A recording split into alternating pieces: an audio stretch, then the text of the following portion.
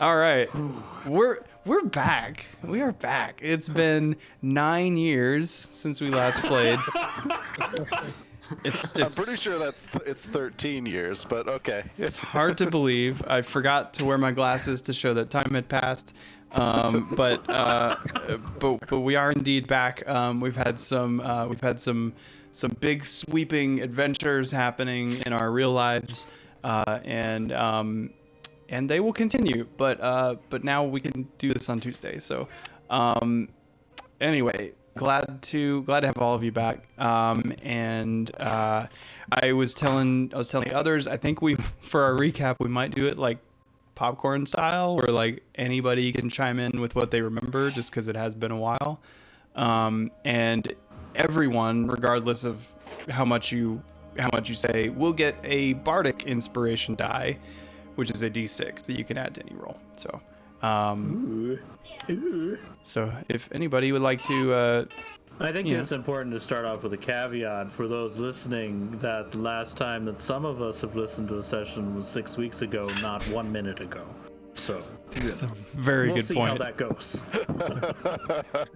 Very good point. That is a good caveat. I have not re-listened to the last session whatsoever. I put off listening to it again because it was kind of a hot mess, like from an internal freak out perspective. Like actually listening back to it, I'm like, okay, that actually was fine. But like I was like, no, I was like, just no, that was terrible, but it was fine. Anyway, if any of you are curious about the loot that was on auction, DM me, and I can tell you about it. The stuff we didn't steal. Stuff you didn't steal that I put there for you to steal. I think I'll kick us off, and then I'll just say someone's name. So good luck. Yeah, I like that. So, if I recall, last session was the culmination of 27 bajillion hours of philosophical debate, upon which we arrived at the auction.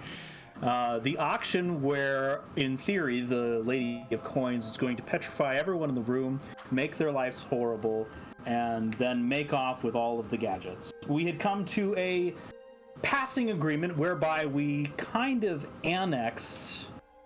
disassociated all of the 27 bajillion hours of philosophical debate and agreed that we would work with the Lady of Coins in order to do something a little bit different than we'd prior discussed as a last-minute change of plans. You really did just say, you know what, screw all that.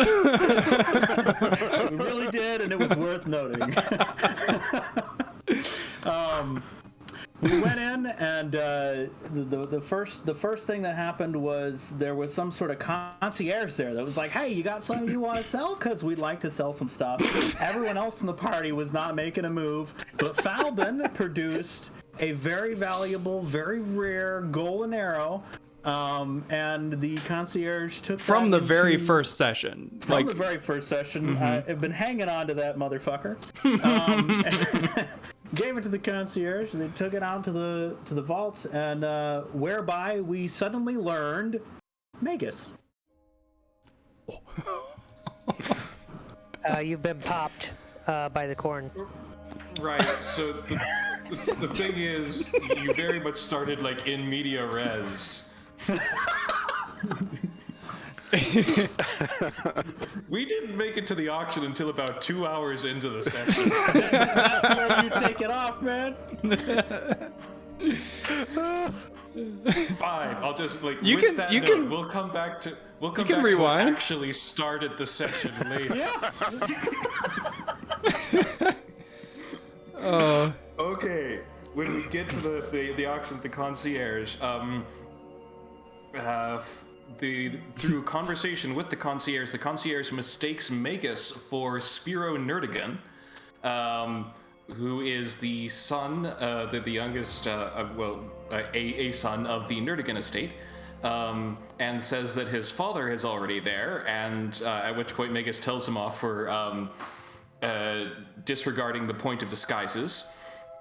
but we gained the information that Mr. Nerdigan was at the auction. Falbin, through wanting to submit his golden arrow to the auction, is able to go off with the concierge and see where all of the valuable items are kept. And they are kept in a large glowing cube of force, which needs to be opened by the concierge inserting his finger into like a little into like a verification ID scan whole thing. It's very ancient Greek technology. Yes, and it only opens for his finger. It did not open for Falbin's finger, and so we determined that that's where things are. We return to the main event. Everybody is in disguises, except for we are able to tell that one of the people there is in like lush golden robes and is therefore a known person of extreme wealth in the city of Mytros, so we're pretty sure about his identity. His name is Valerius Crassus. You can call him Crassus. Yes. And then we also find out that Gaius is there as well. Shade. You love to hate him. So, yeah, we see Gaius and we're like, yeah, we should probably avoid him a little bit, but we still do some reconnaissance, looking around, chatting with some people. Not too much. Shade is trying to be not talky because he's somewhat, almost, kind of disguised as a Minotaur. Pretty good disguise idea.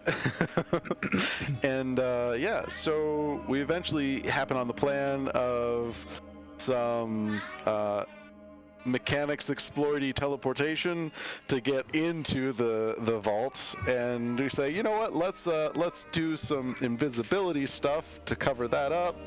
So of course, naturally, where all good plans start, we head to the bathrooms. It's one of the womboest combos I've seen in a long time. You guys womboed the fuck out of that combo. It was awesome. Yeah, so the exciting part is when Magus and Shade head to the restrooms, Gaius follows. We're like, this ain't good. So as we're like getting to the restroom, Gaius like steps in front of Shade, like in between Shade and Magus, and he's like, dude, yo, we need to talk, and we're gonna talk at a certain place. Be there. And walks away. And Shade's like, I'm in disguise. You should know who I am. Lots of unanswered questions. And so Shade and Magus are like, WTF, mate? And then we're like... That's an older code, but it checks out. And so we're like, well, I guess let's proceed with the plan. Magus goes, invisibility! We sneak out back around to the, to where the cube of force is. Shade teleports inside and just starts madly shoving crap into the bag of holding that we snagged from Theo. Never give your players bag of holding. I know, it's amazing. And so we just shovel everything we can in the time we have into it while the auction's going on. And so we get basically fill the bag of holding as best we can, grab anything interesting that looks cool. Shade teleports back out, and Theo teleports back out, and then we're like, yeah, we've got to get the Goblin of Malta. So we go and we steal the Goblin Great job of Malta. on that. We kill everybody else. No. I'm gonna give you a negative D6. Okay, so we completely forgot about the Goblin of Malta because we were honoring the Goblin of Malta with taking everything to the most. You sure did. Ransacking the vault. And we nonchalantly left the auction,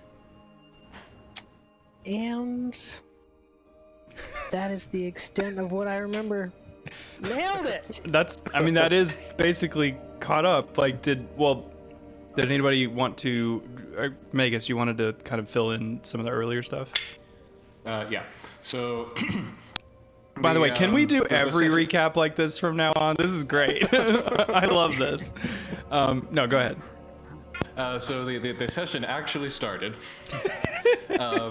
where we were in the bar after Shade had had his vision of communicating with his dragon, who was reaching out to him, maybe still alive. We then Question mark. Yes. We left that on our way to talked to Queen Valis. On our way there, we established that we were going to tell her what we had learned about the potion for aging the dragons, but we weren't necessarily going to tell her about the auction. And we were instead going to try and use Makaira, her handmaiden, who also is working with the Lady of Coins, as potentially a mediary between the two to see if they would actually work together. We had the conversation with Valis. We revealed that the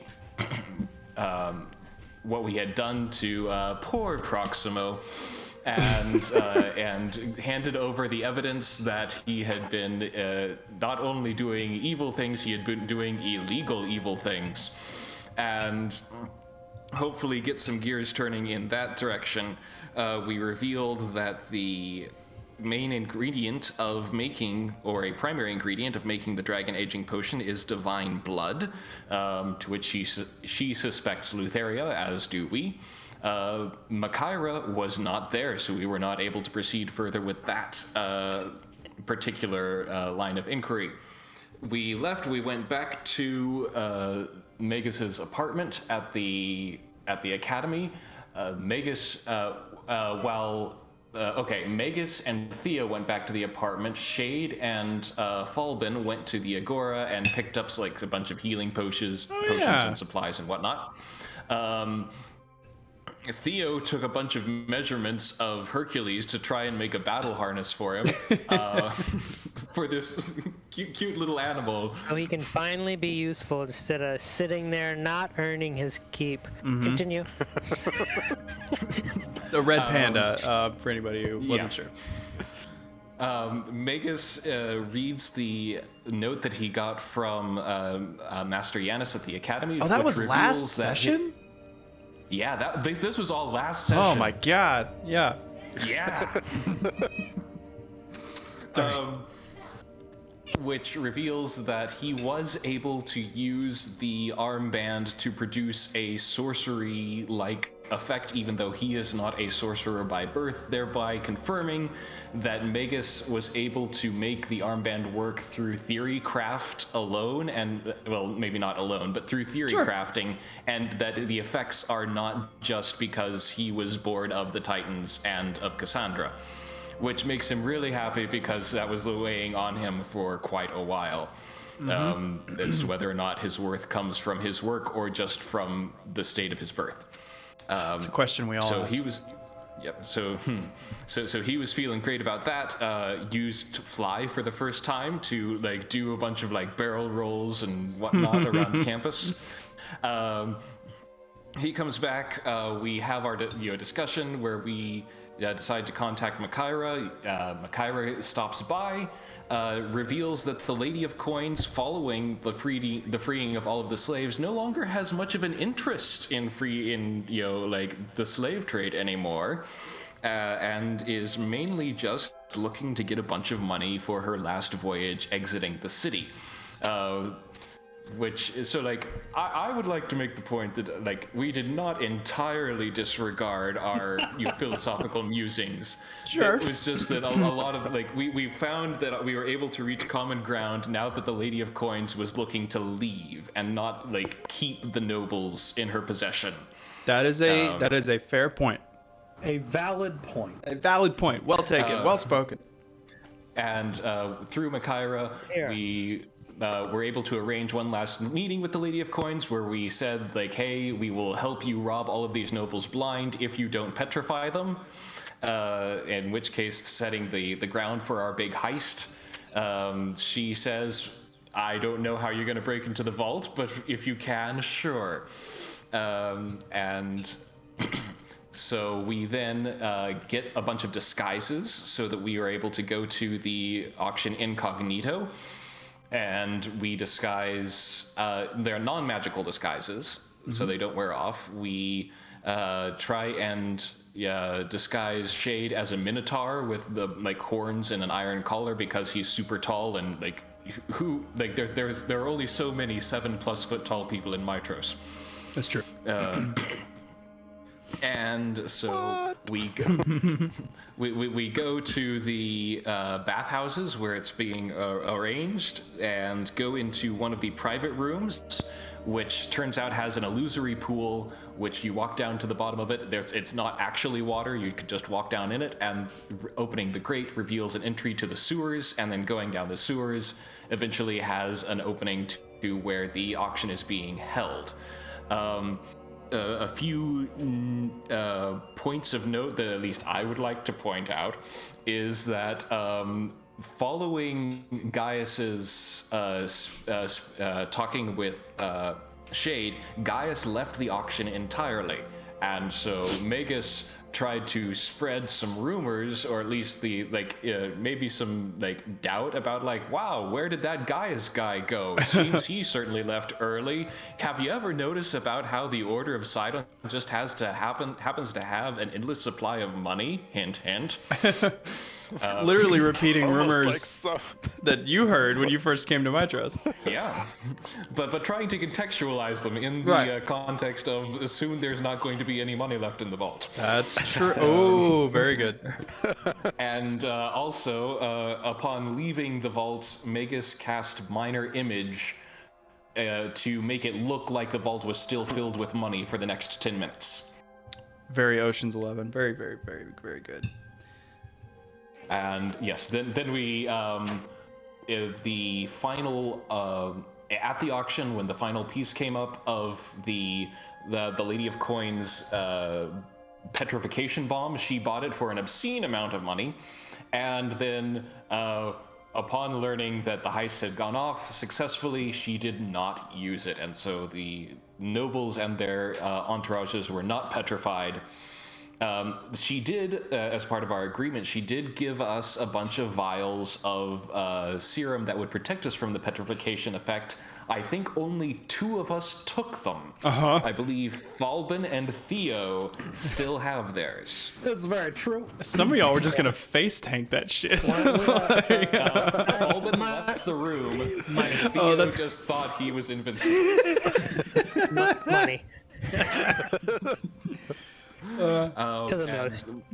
And we, after the end of the auction, we kind of dispersed and gave the Lady of Coins her portion, which was something like 50,000, an obscene amount of gold. Yeah. But we also got a little bit left over for ourselves, and I believe that was everything. Yeah. You get a D7. All right.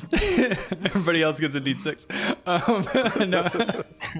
No, that was great. I actually do really like everybody chiming in with their own perspectives and stuff that stuck out to them. So I think that's pretty cool. And yeah, excuse me. I'm eating very rapidly, so I'm gonna be burping for a little bit. Yeah, that's great. So jumping into where we are at the moment, you guys are in the sewers, near where you entered through the pool, and you are meeting there with Moxena, the Lady of Coins, and she has her own very large bag that she's filling with gold. She says, "Very well. Well, I did not think you could do it." I told you we're professionals. Yes, quite. Well, shall we be leaving?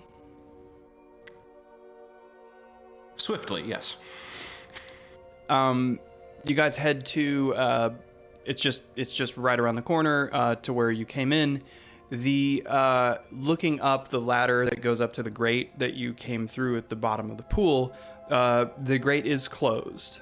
Who goes? I mean, Moxina is probably fighting you for the ladder, but does anybody want to go first?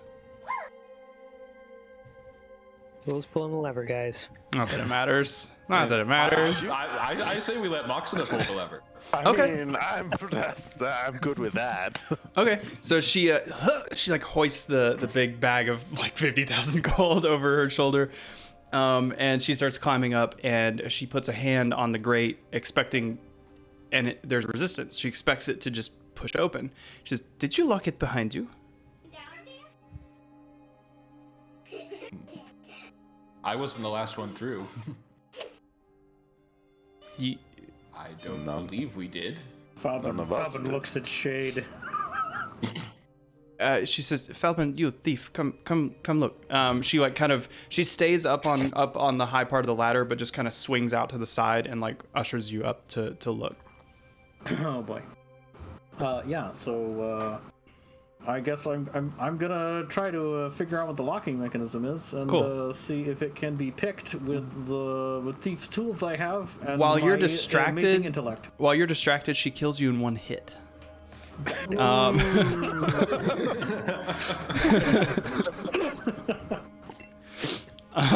Sorry, I've been obsessed with the phrase "killing in one hit" because I've been playing the Resident Evil 4 remake, and there's a rocket launcher that you can buy from the "What are you buying?" stranger, and it kills everything in one hit, even the final boss.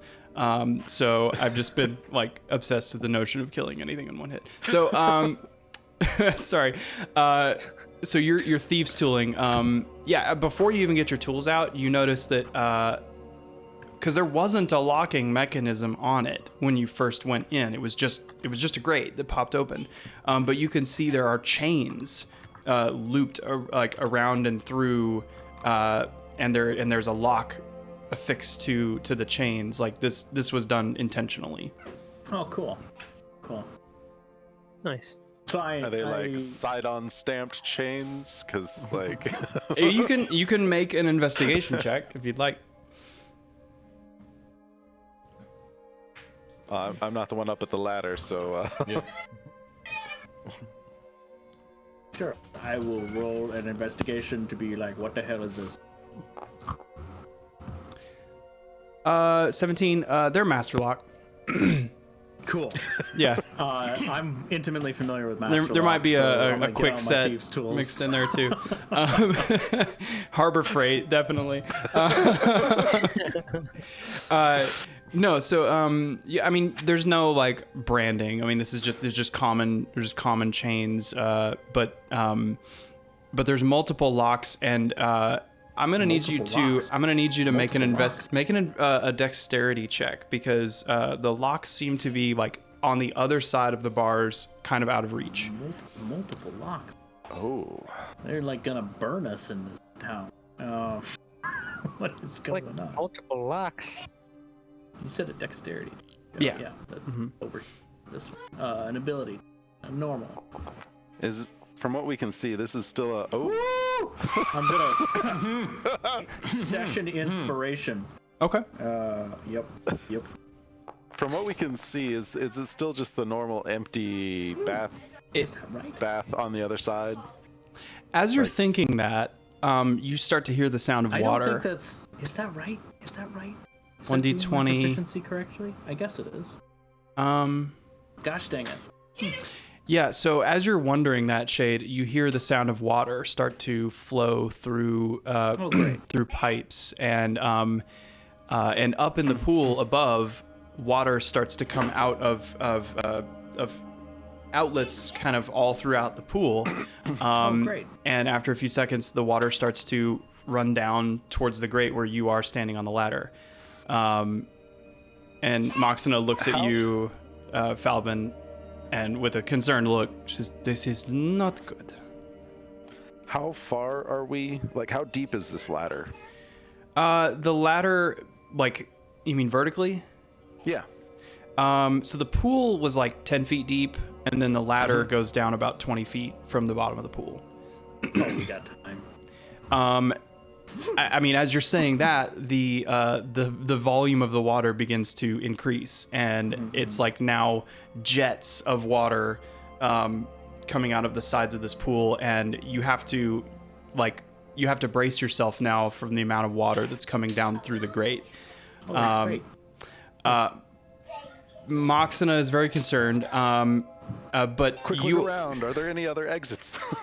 So you all hear a kind of a familiar sound of like wing beats, but like metallic, and a Stimfey lands on the grate, on the other side of the grate, and it's Makaira's Stimfey, and there's a note attached to its leg. I guess since I'm like up against the grate, I would try to grab it. Yeah. So you grab it and you kind of like lean out of the way of the water, and you unfold the note. And in Makaira's hand, she says that Proximo is on his way with a host of Kingsguard. You must leave now. I love that guy.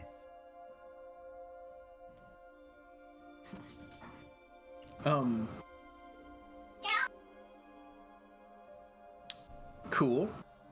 Lady, you wouldn't happen to be familiar with any other exits out of these sewer systems, would you? She says, if you simply must say, I mean, yes, there's an old passageway that leads to the sea, but I'm afraid this is where we part ways. She gets her own set of lockpicks out, and she like brute forces up through the rushing water, and she's starting to pick it. And like she leans her head out every now and then out of the water. It says, "It's been a pleasure working with you.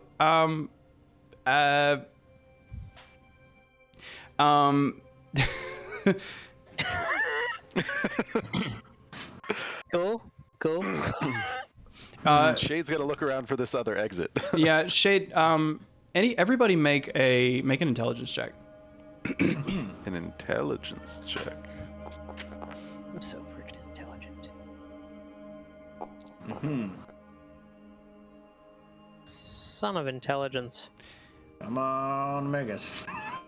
There we go. Look at how smart he is. Magus, you are certain by a combination of the length of time it took you to walk from where you are now to where the auction is, and the rate of flow of the water, the nobles will drown. Ah, heck. Falvin breaks out his Cuban. Been saving it for something special.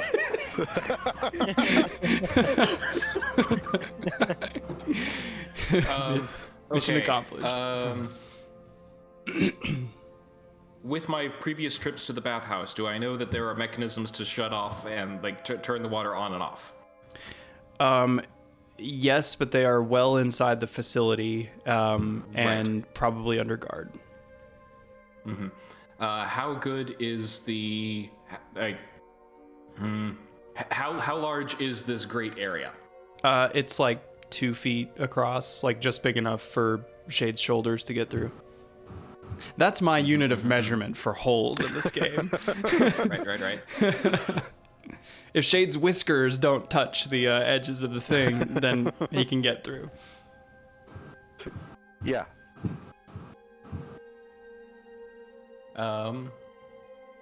Okay, how far above the ground is the entrance to like does the ladder start going into this tunnel? Can you clarify what you mean by that? So you said that so we're in the sewer. There's a ladder going up. Yep. 20 feet above us is the grate. Yep. But I assume that the grate goes through this 2-foot tunnel for a little bit before it enters the sewer proper. Oh, I guess there is a level of depth to it. I meant it's like 2 feet. The grate is 2 feet wide. Right.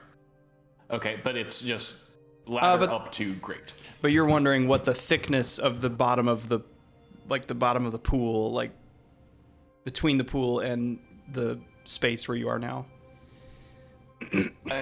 Kind of, yeah. What is your goal with this slime I was questioning. looking to see if I could do Tensor's floating disc to plug the hole, but it looks like it only exists 3 feet above the ground, so I don't think that would work. Right. Cool. Wow. I'm glad I thought of that. No. Yes. You are too high above the ground, unless because it would be floating above the grate if you cast it on the inside the pool. On the inside, and then on this side, it'd just be floating too far down. Yep. Okay, so we either need to plug this hole, or we need to get to the other side and stop this somehow. But you could probably slow the flow. Slow the flow with what? Slow the flow of water with a disc idea. I don't really see how that would slow the flow because it would just It'd be 3 feet above the water. yeah, that's plenty of room for water to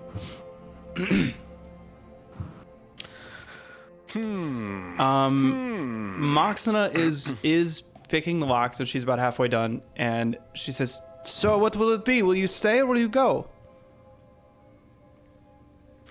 Well, I think we have to stop the flow of this water somehow. Or not, you could just what? Why would you want to? It will take too long. You will get caught.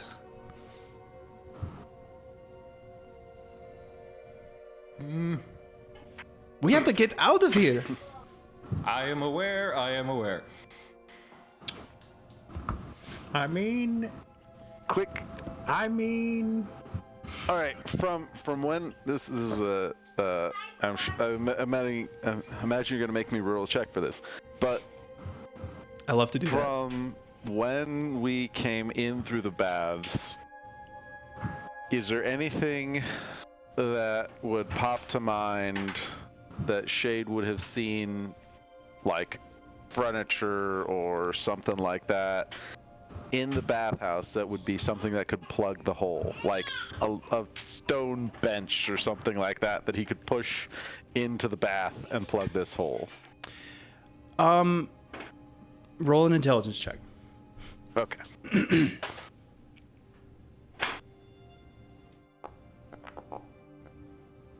A 16.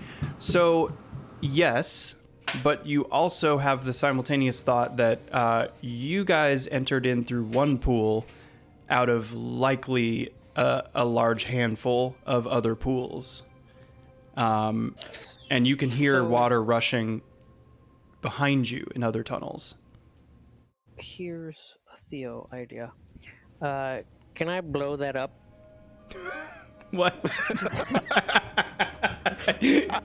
Can we skip the plugging and blow the hell out of this thing? Can we quote wall that? Theo idea, can I blow that up? I like that. I've got an explosive shot. So how big is this thing? Would Theo know if he could blow it up? You could using probably that? blow up the lock. There's another lock that Moxina hasn't finished picking. You could probably blow that up. And, Could I just use my rifle to shoot that? If it's a good enough shot, yep. But you'll also you'll probably alert. Can I put my musket up against it and just Yeah. shoot it? Yeah, Do I yeah. have to... No, I'll let you do that. That's fine. So she's working on one. How much longer is it gonna be? There's water pouring down through here, and we've effectively come to the conclusion that the auction was held at something close to the lowest point in the sewers that all this water is heading towards. Yes. But there is another auxiliary exit in theory that goes out somewhere by the seaside. With your previous intelligence check, you would assume that water would flow eventually out to the sea. Right. So it's either we escape up through this and we either try and turn the water off and leave and hopefully try and get away before Proximo and all his Royal Guard lackeys come knocking, or we run out through an exit to the seaside and leave the nobles to fend for themselves, right? Or do we run back, warn the nobles, and then we ditch out through the side tunnel? Oh, fuck that. Let's just keep going. I mean, the nobles are gonna know there's a problem here in less than 10 minutes, Yeah. and all their treasures are gone, and they're gonna smell the water, and then they're gonna feel it. They'll have plenty of time to get out of the way. I wouldn't worry about the demon rats. Exactly. And They this would be self-cleaning of the gene pool anyways, if they didn't, right? Whoa. they don't. The thing is, you guys know of a extra exit, and they don't. So by the time they realize something's happening, they won't be able to escape out this way. What a shame. What a shame. Okay. We could send a stim fay. We could do a message if that's what you all really care about, saving these people. Hey, you got We another should at human least for give me? them warning to save themselves.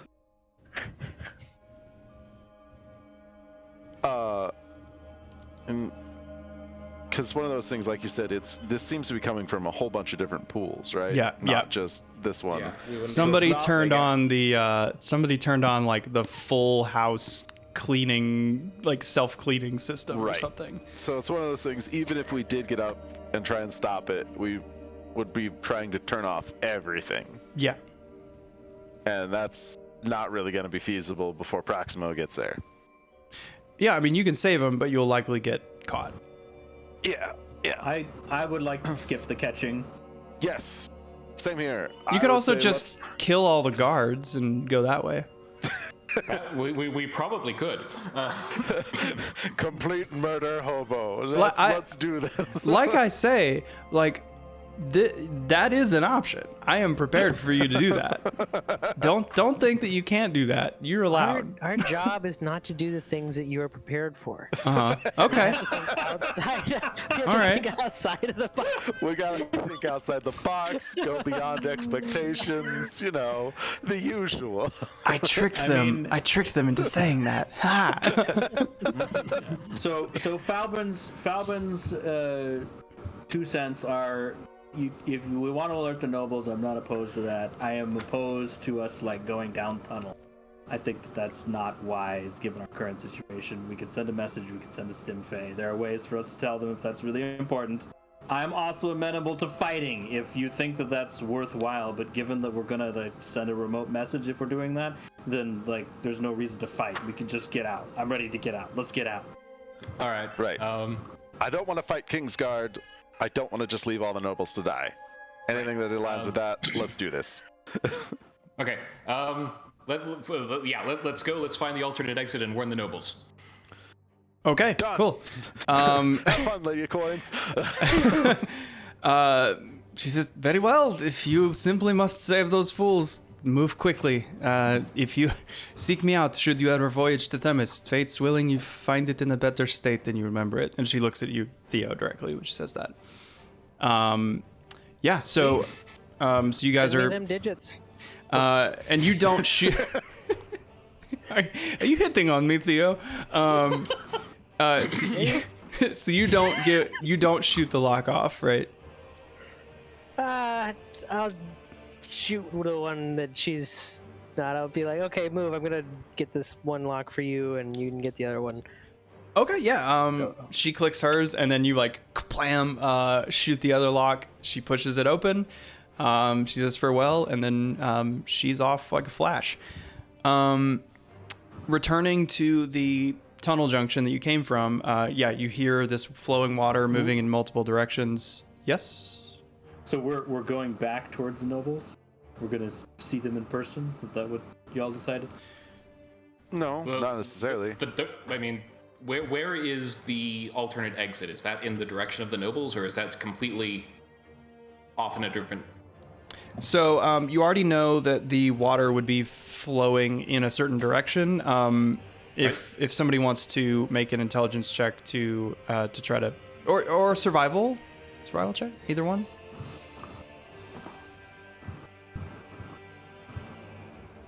Falbin looks at the big. I'll try survival.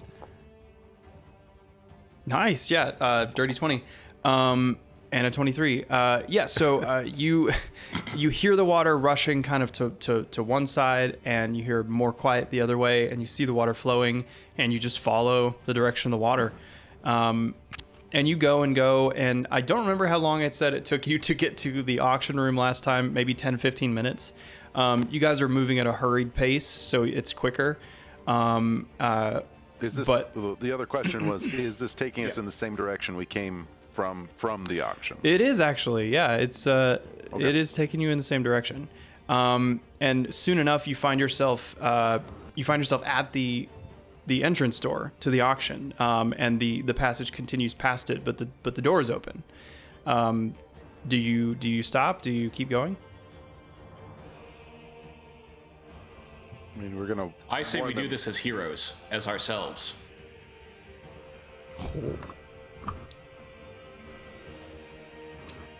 Falcon shakes his head and he says, such a biggest thing. All right. So you say we rip off our disguises and we just say, everybody, water's coming pouring down, flee for your lives. Is that what you're saying?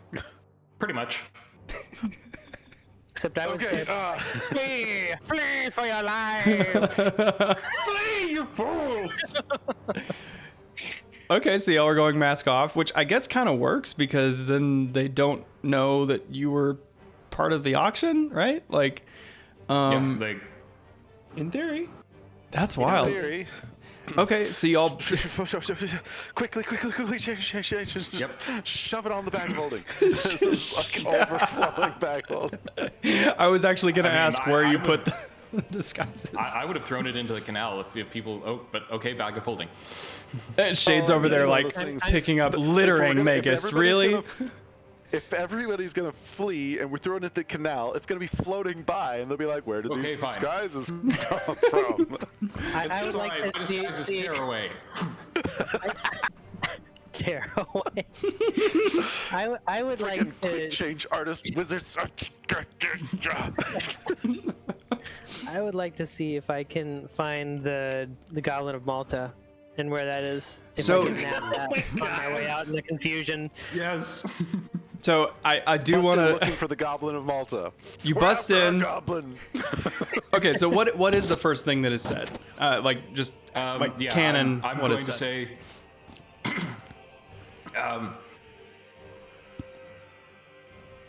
Nobles of Mitros, Proximo is trying to eliminate loose ends. He's going to flood this area. You all need to leave now. A few of them turn and say, "We're not nobles. We're simply I point to the guy sewer in, like, folk." complete in like pure gold robes, and it's like, oh come on! And where's my goblin? You notice they're all, But really, get out of here. they're all kind of drunk. So I would like somebody to roll a persuasion or performance check. All right. You spoke. That should be you, Magus. Because like when you bust in the door, what you see is like they're all drinking, and like some of them are like trading things that they bought. Like, actually, no, can I get that? Just marveling at the ill-gotten goods that they paid so dearly for. A 24, yeah. So you warn them about the water. Is that what you said? Yeah, specifically, Proximo's trying to murder y'all. Proximo is tying up loose ends. Proximo is tying up loose ends. He's trying to kill all of you. You see the concierge specifically kind of like his eyes go a little wide when you say that. Like it seems like something he kind of would expect of Proximo. He's a dangerous man. And he says, I don't remember what he sounded like. Very well, people. No panicking. Just the heroes of the Oracle and they're here to save us. I am not so sure. I think that where are you planning on going to? Where are you taking us? There's an outlet into the sea. The water is flooding from the bathhouse. We can't go back that direction. But there's another way out. So that seems rather dangerous. I think, and he like holds a finger up as like he has an idea, but also I think would anyone like to hide in the safe with me? It's watertight. We'll jump in there with all of our gold and treasure. Oh, I don't know. Run out of air and still drowned. I love that idea. Fully endorsed. Somebody else make a persuasion check and yeah, whatever your idea is, because you have the attention of most of the room. but some have cold feet. So if you succeed on another persuasion check, then most everybody will come with you, or probably All right, everybody. I mean, I don't care if they come with us. They just need to get out of here. But yeah, I'll roll a persuasion check. Okay. Oh boy. and you're like telling them about the fact that you'll suffocate in there. There's a 3. Yeah. Oh no. Well, I can hold my breath for 5, say 10 minutes. You're right. I think you have an excellent idea. You should live your best life. All right, Shade's just everybody gonna, like- other than the 3 people who can fit in the vault should come with us. I mean, the vault is big enough to fit Preferably probably. the person who bought or stole my goblin of Malta. I would really like that back. So you guys do remember that it was Crassus, the golden robed noble, who purchased the goblin, and he's holding it clutched to his chest. Yeah, And he yo, says, Crassus, you want to show some gratitude for us saving your life? Not to be crass to Crassus, but you know. Come on, Crass. I mean, I'm intentionally not utilizing that information from the standpoint of we quote unquote were not at the auction. That's true, but you can see it. He's holding it in front of him, so you can see it. Point. You're coming with us. He kind of like shuffles up to you. He's a very large man, and his robes alone are incredibly weighty. He walks up to you and says, Can you ensure my safety? Absolutely. As If much you as we give us can that ensure our own. If you get me through to safety without a scratch, I shall part ways with the goblin. You can have it. Scratch is not promised, but safety as guaranteed as it can be. Some blood loss. We're hiking through a sewer, man. Come on. Oh, I hate the idea. The very idea. Fine. Let's go. Shouldn't have had your secret, literally underground auction in a sewer then. Let's go. Anybody else? Yeah. Next year we should go to Fence. We'll say there are 5 people who seem too afraid to continue deeper into the sewer, and the concierge, he's going with you, but he's gonna let them in. And So he's gonna lock them in and then leave. he'll come back. He knows where they are. Very well. All right. He knows where they are. Even from Falcon. See, I thought he was the one with the vote of confidence in this vault. well, but you guys made a pretty good argument. But it's not him that wasn't convinced. It was other people that weren't convinced. All right, So well, sure.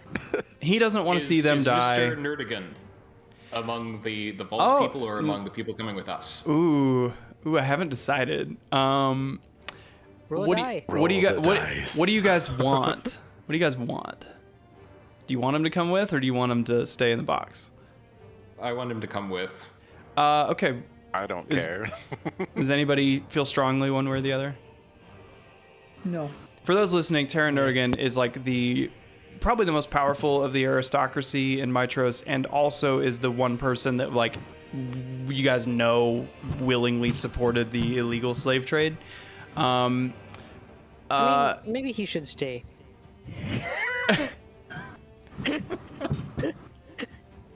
After that recap. So here's what we'll do.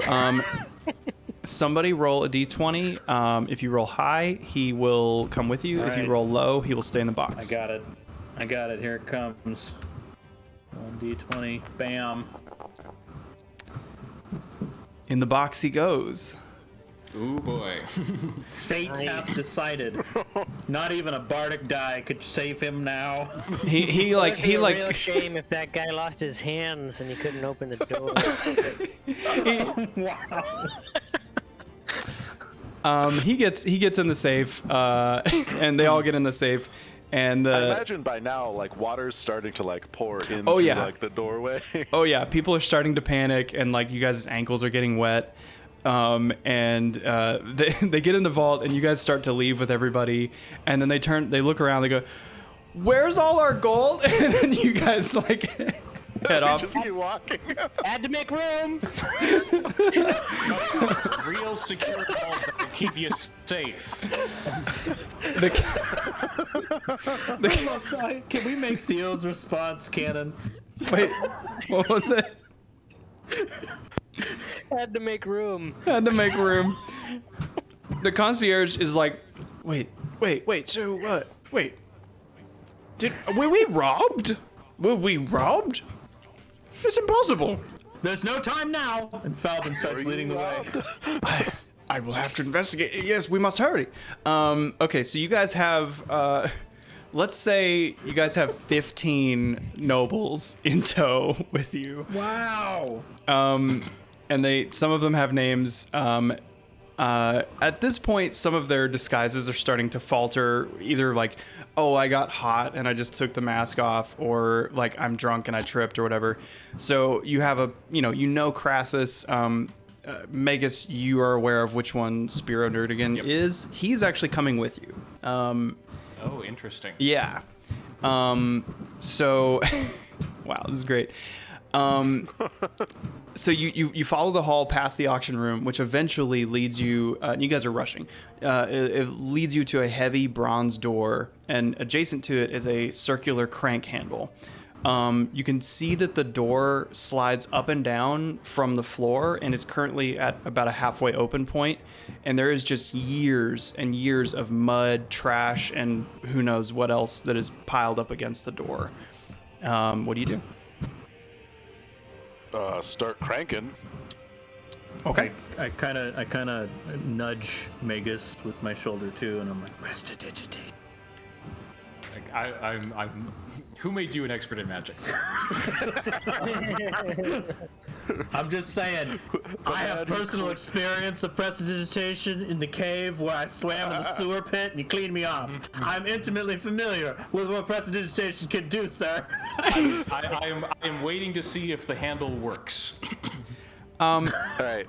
So Shade, you lay a hand on the handle. It's very old. It's very rusty. You start to apply pressure kind of without thinking about it, and you feel like a slight snap. Oh no. And you stop yourself, but it's enough to let you know that this mechanism is kind of sensitive. Should I shoot it? No, but we're going to have to be a little careful. All right. So does this seem like I can crank it, but I just have to do so carefully to not break it, or should I not touch it at all? Seems like an investigation check is in order. Oh. All right, artificer. The water is rising. All right, I'll check out the mechanism. I'm good at mechanisms. Yeah, look at this. Make sure I'm not going to break it when I start hauling on it. The water is shin deep. I'm gonna investigate the hell out of this. It's a 19.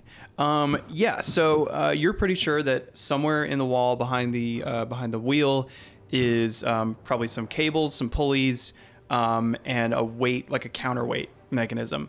The rust has probably fouled some of the cables, and without a very gentle and steady hand, the cable might snap. And if that happens, the door will just fall to the ground open completely and probably not be able to be closed. I'll relay that to the group and suggest that Shade, having the most nimble of hands, Does he? would I mean, he's older. He's been around. Falcon just coughs. So the question, I guess, with this door would be if we broke it, it would fall open and we could get out, or it would fall open as in like ceiling. So here's the thing. The door is halfway open. There's enough room above it right now to jump over, but it also won't hold the level of water back for very long. If it falls all the way open, you can easily walk through, but the water is going to follow you right along with you. Right. And who knows we need what? to open it for us and close it against the water. If you wanna prevent the water from following you, you don't know what other obstacles await you. Essentially, if we want to ensure that the guys who got in the vault drowned, then we want to close it behind us. Well, yeah, so that's why I always wanted to show it. I think the real limitation for them right now is oxygen. I don't know if it's water, because they're safe as airtight. Oh, that's true. Never mind. For X amount of time. Exactly. Well, And inundated. it's like what, a 10-foot cube? Yeah. Like, Yeah. they are not gonna last long. Nope. I'm not an I'm astronaut. gonna start casting. I will start casting prestidigitation around all of the hinges, like trying to clear off rust and gunk and whatnot. As I can. Okay, you can clear off some of the surface gunk, like where the wheel is, but most of the like mechanism is within the wall. I'm just talking like hinges of the door, so make it easy. I to will. slide up I down. will give whoever is controlling the wheel advantage on their dexterity check. Okay. Well, Falvin, I'm gonna try it. The water is almost at your knees. Yep. Yeah, and that's why I'm trying to do this now. Shade's gonna start like helping nobles climb Cool. over the door to keep going. Yep. You said advantage dex check. Yep. Yeah, Shade, you're helping people hop over. Whoa! Whoa! That's a natty 20. And my window is frozen. welcome. Broken. Get broken. I'm gonna refresh that. Oh wait, no, it's running at about 1 frame per minute. Shade, I'm gonna say that refresh rate. Crassus approaches you and kind of puts his hand out, waiting for you to help him over. But the door looks like it will need to be open a little more for him. Okay. So Falvin, you are able to crank it down just to right above where the level of the water is now. And Shade, you're able to help the last of the nobles through. Like, go! I'm like shoving the quote nobles as they're climbing over on their behind, just like kind of forcefully over the way. Slap him on the ass. Good boy. Get going. You're next. So If you how? slow down, I will look at you. My snake's hiss. In what state are you going to leave the door? I am going to attempt to close it as much as I can. Okay. So Shade is going to leave the end of a rope tied around Falbin, his waist, over the door. So as he closes it, once he thinks he can still fit through, it can help pull him over and out That's smart. Yeah. from the other side. So yeah, Falbin, you carefully crank the handle till the door is about like 9 inches from the very top of the door frame, and then you give a tug on the rope, and Shade, you pull, Start hauling on the start rope. hauling. Falbin, it's very disturbingly quick how quickly you go up through this. But you do make it over, and this will hold off the water for now because the door is not all the way closed. So you have some time, and in the spirit of that, I'm going to move us to a little mapperino. What? Oh. And then Falbin says, that's not going to hold forever. We need to keep moving. Yep. Yep. Okay, so I am going to, so that I don't have tokens everywhere, I'm going to make each of these nobles tokens represent 3 nobles. The mage token belongs to Spiro Nerdigan because he is technically a student at the academy. He is. Troublemaker. In my social network document, he is basically described as the Malfoy to my Harry. Yes, exactly. At the academy. Bromius. So Falbin, as you hop over the door and land, and kind of you see everybody else kind of settling themselves in this next area. The So air is this the inside. door? We'll say you came in through here. Oh, okay. Yeah. So I didn't do walls in line of sight just because like sometimes it slows down PCs. So we're just gonna do it this way. As you get inside, the air is cold, really cold, like colder than room temperature, colder than it would be outside. It's damp. It's incredibly damp. It's salty and reeks of filth. And you can see there the tunnel goes left, but there is a series. There's like an iron grate, like right here, that blocks your path. And then there is a open pathway to the south. So, which way looks like the water would flow? You can see which way is downhill? There is a trickle of water currently because there's no new water, and it is flowing south. Then that seems to be the route we need to go.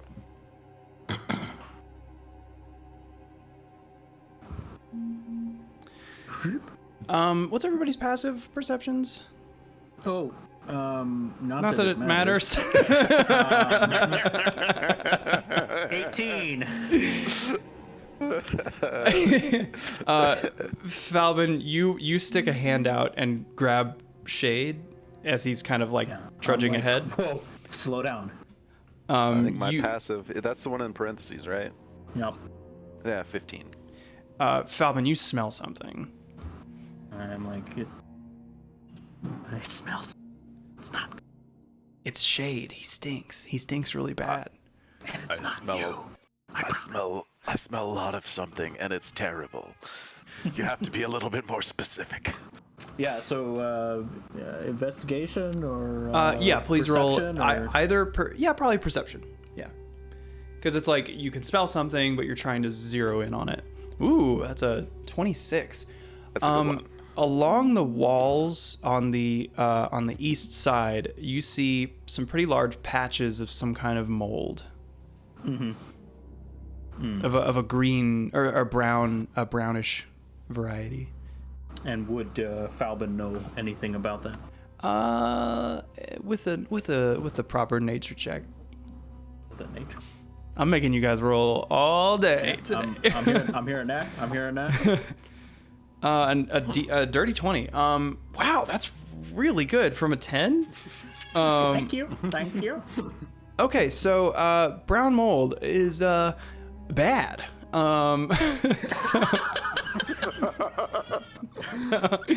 So you have seen patches of brown mold before in the deep places under cities, and as you kind of like see it, you can tell this is where a lot of the like it's drawing in heat. You feel colder the closer you get to it. And like it is like frigid cold. Shade, you're very cold standing where you are. And basically you don't want to get close to it. You really don't want to get close to it. I want to emphasize how really you don't want to get close to it. And you want to be careful using fire around it. Mm-hmm. So I don't know what it is, but I know don't get close to it and don't use fire. You know that the last person to trip and land in some while they were carrying a torch, they killed like their entire adventuring party. Okay. I.e., it's explosive? Not really, but close enough. Is it fire or is it heat? Is what fire? That I don't want to have close to it. Fire. Open flame. Okay, and the bullseye lantern is not open flame. It's not. It's actually magical light. Cool. And if you see like torches on the map, they aren't there. The state of light in this place is pitch black. All right, so I'm gonna turn to the group. I'm gonna be like, look, you need to be extremely careful. I was once in a sewer system, and a guy with a torch tripped and fell on this brown skid mark looking material, and everything, explosion, death. It was horrible. This, I don't know what it is, but it's super dangerous. We need to stay away from it. Do not touch it under any circumstances. No open flames. And we're going to have to babysit the hell out of these stupid people behind it. Who are drunk. In case we forgot. In case you forgot. Also, really, like, I want to commend you for, actually, I'm going to give you inspiration, just because one of the kind of challenges of D&D is that your character knows things, and upon rolling a successful check, I, the DM, tell you, the player, what your character knows. And it's often an awkward kind of, like, economy of thought. So you did a really good job of, like, taking what I said and, like, putting your own character spin on it and, like, making it your own, which is not easy. So inspiration to you for that. Thank you. I will take that and I put it in my bag. Good. Put it in my bag of holding, bro. Right here. Oh, I have missed this. So the patches of brown mold are here, Yeah. and is that the only one? So yeah, anywhere you see stuff that looks like piles of hay like that, that's it. Okay. And So- is this like the edge of the tunnel? Yeah, so there's like a lower spot in the middle, this kind of like darker gray area that's like where the water runs, and then there's like a narrow walkway along the side. Shade, you shouldn't be in front. You can corral way better than us. And like you could just pick up these little puny humans when you need to. You know, maybe I should be in front All right. because I'm tiny.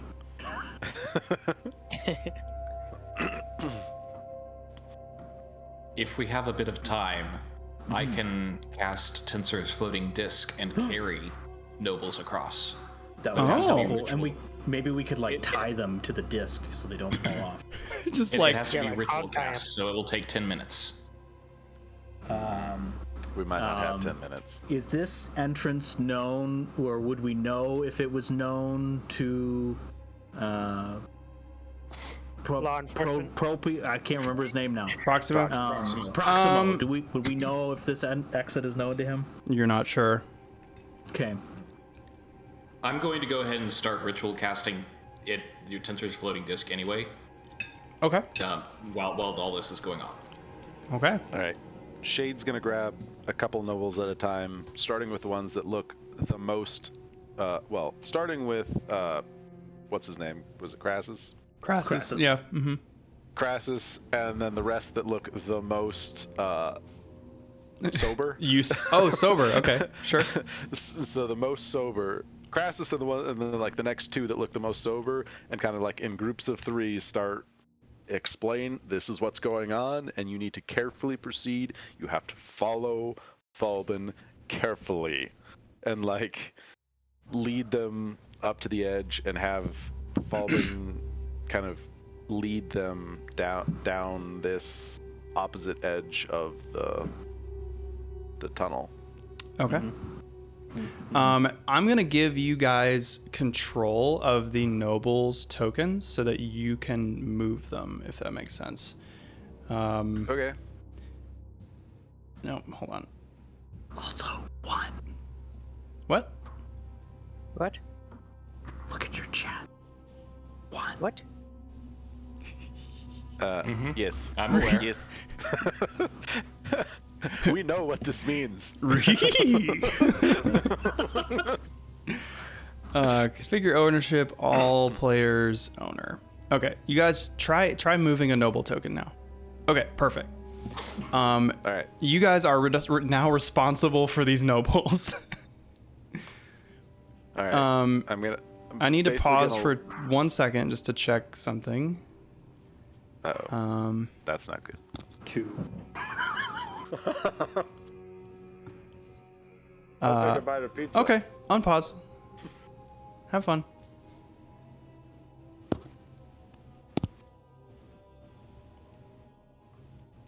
All right. So once Falbin starts underway with the first group of nobles, Shay's gonna grab the next, and explain very quickly the same thing. This is what you have to do. You have to follow them very, very carefully. See what they're doing. Do that. And have them just like keep chaining them out. Okay. And Shade's gonna stand like right here. Um, and just. So Falbin, this is, you step forward with your nobles in tow. You hear a small sound like the sound of a stone, like a loose stone falling from stonework.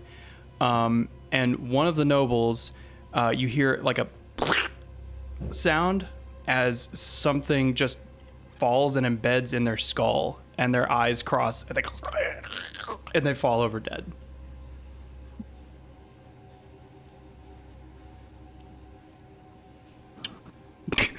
Well, that was unexpected.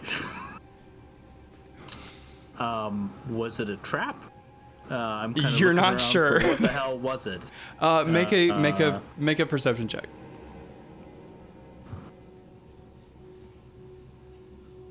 Or a medicine check, I guess, if you're checking the body. I'm going with what are my surroundings? I don't really care about the body. He seems toast. Okay, you see in his head what looks like a large, like, made of stone but grub-like creature with a very sharp point that is embedded in the guy's skull. And you look up, and the ceiling above the walkway is lined with these.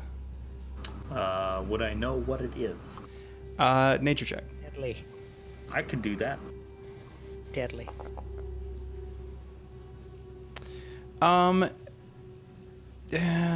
It's some kind of ambush type, like, creature. It's probably, I guess the creature type would be monstrosity. They're deceptively hardy, but dangerous when you're not paying attention. Okay. So I wouldn't, from this roll, I wouldn't know how to proceed consciously, other than it the sucks. one in this guy's skull is just like burrowing deeper into it. Just. Well, that is really, really yummy. Wow.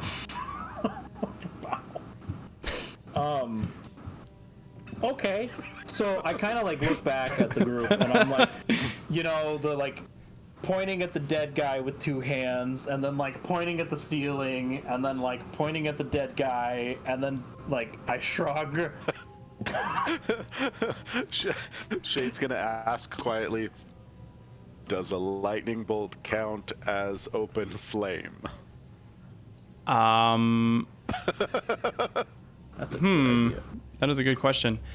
I'm actually going to change these guys really quick so that you can see their hit points, and I'm going to make it so that each of them basically has like one hit point, and so anytime one of them dies, they take 3 damage out of the 9 total. And let's see, hovered by anyone.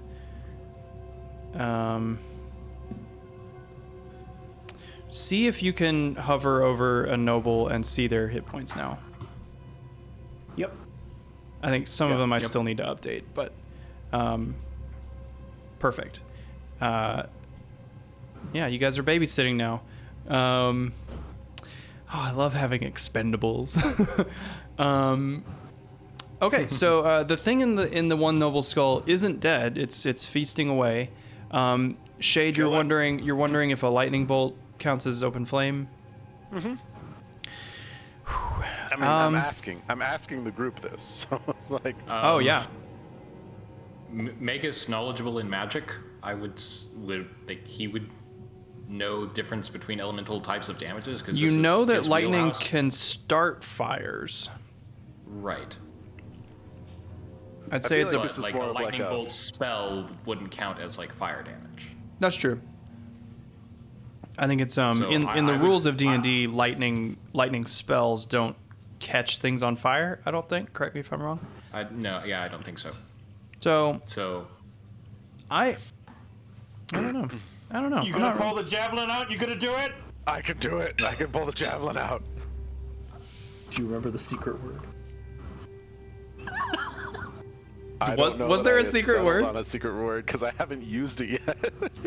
You haven't used it yet? I don't think so. Wow. I think you've used it once in the cave with the With the troglodytes? with the troglodytes, yeah. Did I? Okay. All right. Well, it's like, So I want to no get out of your way. yeah, get down. How tall is this passageway? It's about, let's say, like 8 feet above the walkway and then 10 feet above the waterway. Okay, so Shade's gonna. Do you stand on your tippy toes? Shade's gonna grab this noble and have this group of nobles and have them move back. Okay. The game's still paused, by the way. Oh, sorry. Yeah, my bad. I was like, why can't you move it? And this group of nobles back, and Shade's gonna stand up here and be like, "Hope this works," and he's gonna hurl the javelin down at this end of the tunnel. And Okay. it's gonna be crackle. Let's lightning roll bolt. let's roll initiative. Let me. Oh, Yeah. Hold on one second. I deleted the encounter. Okay. I mean, I'll re-roll. That's fine. I didn't roll back. Yeah, fine. Go ahead. Go ahead. I mean, I'm still ritual casting, so Oh, you are? Okay. yeah. So like, if people call on me to enter like the battle, I will. But I'm Wow. just gonna be sitting back here, ritual Got casting. one better. You got one better. Hey, I guess I'll have. No, Spiro's not gonna.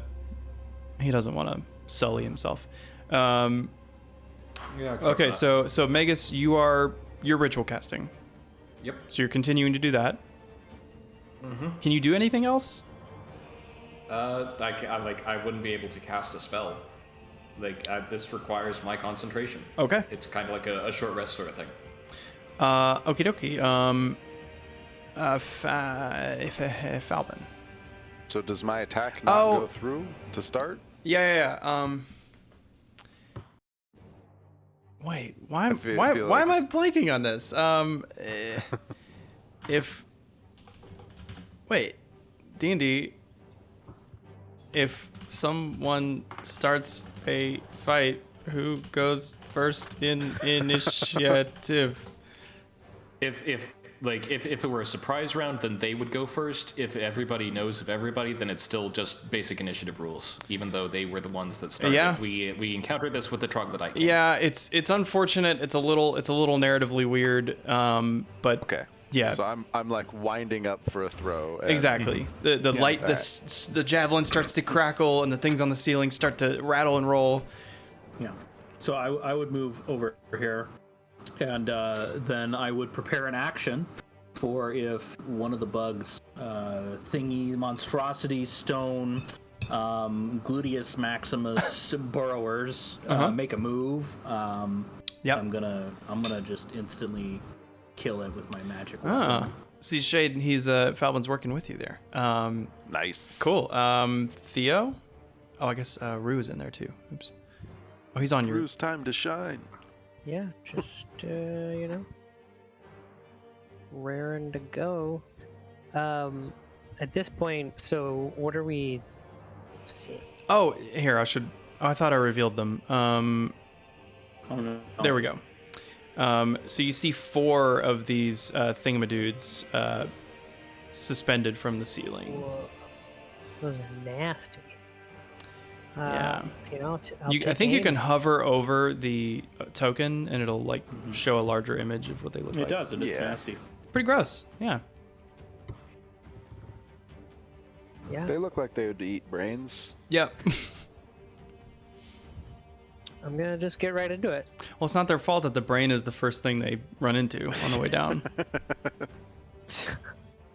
Doesn't help. Yeah. So, Hunter's Mark. Okay. Gonna mark him. Gonna mark I'm him gonna shoot him. and shoot him. and that's a 12 to hit. That actually glances off its like stony skin, and like Halo 3 style kind of bounces. I guess any Halo, but specifically Halo 3. Yeah, but that's a miss. Unless you wanna add your bardic inspiration or your daily inspiration. I feel like these guys probably aren't worth it. They're glorified worm things. We'll see though. I might regret it later. Pinion Storm. That's a nat Nailed 1 it. from little baby Rue. Aw. Great. I'm gonna hide in my corner of shame now. Good round. Good round. Feeling good. He says, shit. Oops, I skipped shade. Throw that. All right. Throw it. Now I get to throw it. After nothing has been done, really. So.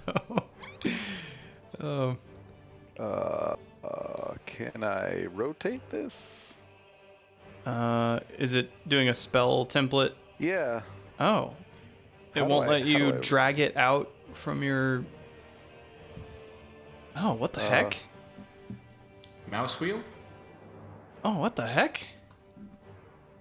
What? Well, whatever. I mean, we can do it without the boundary nonsense. Maybe I can adjust it. Hold on. Oh yeah, okay. Sick animation. There it goes. Yeah, so I clicked on the it's a little like right angle icon over on the left. If you click on that and then you click on the base of the spell template, then you can use your mouse wheel, or if you're on a laptop, like shift and then mouse wheel. Okay.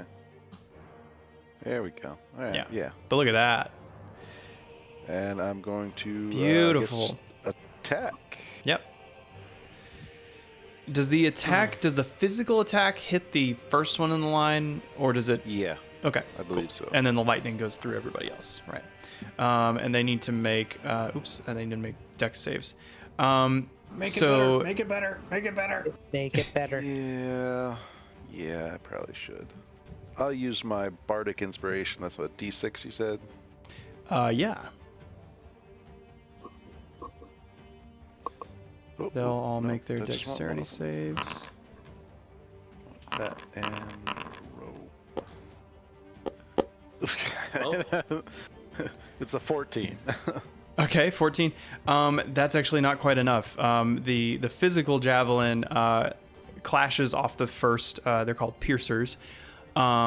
And then, but the lightning damage. Go ahead and roll that damage, because I think we only have one success, and it's the first one. Everybody else rolled a 12 or lower. All right. Get him! Oh. Okay. So the basic fact is the first one takes 13 damage and is beat up pretty bad. The rest are killed. How does it happen? Oh, the first one, like the javelin kind of like hits it and knocks into the wall and stabs there, but the lightning bolt kind of just blows past it, and these things just like kind of sizzle and then pop. Ooh, like they sizzle for like a split second and then pop. Yeah. I love it. Yeah. Except for this first one, it was just like sizzles and it's still there. Yeah, and slightly smoking. They pop, and like their stony exterior is like a small like fragmentation grenade, like pew, pew, pew, pew, pew, bouncing off the walls, and then followed by just viscera. Very nice, very nice. Okay, so and then as my bonus action, I'm going to summon my Echo right here. okay, let me get him for you. Where again? Right there. Right here, next to that first one. Excellent choice. You're gonna hate me. I need your Echo to roll a Constitution save. Isn't he immune to all effects? Mm-hmm. Oh, that's cool. Yes. Well, He said in his very uncool voice. oh, that's neat. Well, Oh, that's cool. wait. So, wait. By what? By effects? Sorry, but what do you mean by? It has immunity to all conditions. If it has to make a saving throw, It's not gonna give you a condition. It's gonna do damage, just straight up. Okay, if it's doing damage, so it'd do you said a Constitution check? Yeah, Constitution saving throw. Well, actually, it would do a half damage, so I think it just kills him. Yeah, if it does more than 1 hit point, then yeah. Yeah, it does. So right. now that getting directly adjacent to this triggers whatever ability that the mold has. Just like, I assume this, like, whatever it does to it, like, what type of effect do I see? Does it, like, so you see... or... Yeah. You see, you summon your echo, and then your echo just, like, the mold kind of... it's like the inverse of like a heat wave in the air, like the air density changes right around it, and then your like echo almost crystallizes. Yeah, your echo just crystallizes over it, and then it's gone. Well, that not cool. Neat. All right, and then hazards. Cool turn though. Okay, so it is the last living piercer's turn. It's gonna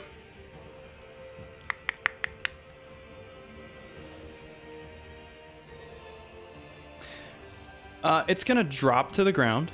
It's making a move. Yeah. As it releases from the ceiling, what do you do, Falbin? Yeah. I mean, you know what's gonna happen. It's a rebound. It's a rebound dagger. It's a rebound dagger, and I've been waiting 6 weeks. Give me a rebound. Just give me the old rebound. The old 1-2. The old 1-2. That's a 23. Yep. That hits. Cool. Oh, what was the half damage of the lightning earlier? It was like 13? Yeah. Okay, I forgot to enter it.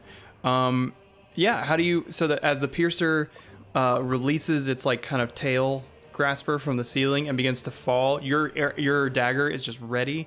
What happens? Yeah. So there's this beautiful image. He throws the lightning through the air, sizzle, pop. 3 out of 4. The last one's kind of like smoking, and like you could tell it is pissed. And it starts to fall down, and like as it's falling from the ceiling, I just right behind the javelin, I throw my rebound dagger right through it, splits it in half, and the dagger comes back. We look back at the nobles and say it's time to go. They all clap. Oh, very nice. Escape and a show. Yeah. And then they look back over at poor what's her name. Cornelia. Oh, a prominent and influential matron of noble lineage. Yeah. Anyway. Okay, cool. So that's it for you. Solved my drop rock puzzle. Yeah, cool. What now? We walk with care. Again. Yeah, you probably should. All right, Falvin, keep an eye out for those things. Megas, do you finish the 10-minute ritual casting? I mean, you tell me. I mean, yeah. Has it been 10 minutes? Are you wanting to wait the 10 minutes? Is everybody staying with you while you wait? I think it would be we'd wait until we can get the nobles past this brown mold stuff.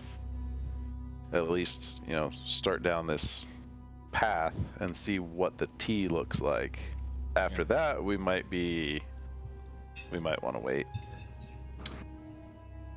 If we want to just know what's up there, I could quick scout out. Yeah, we probably want to know what's up there. So maybe I'm going to do that while we're waiting for retreat cast. And I'm going to go ahead and scout ahead. Okie dokie. I'm going to move with extreme caution and full perception. And I'm going to walk down this hallway very cautiously. Cool. With intent to peek around this corner. That's a good idea. with Stealthily. intent to peek. Look at you go.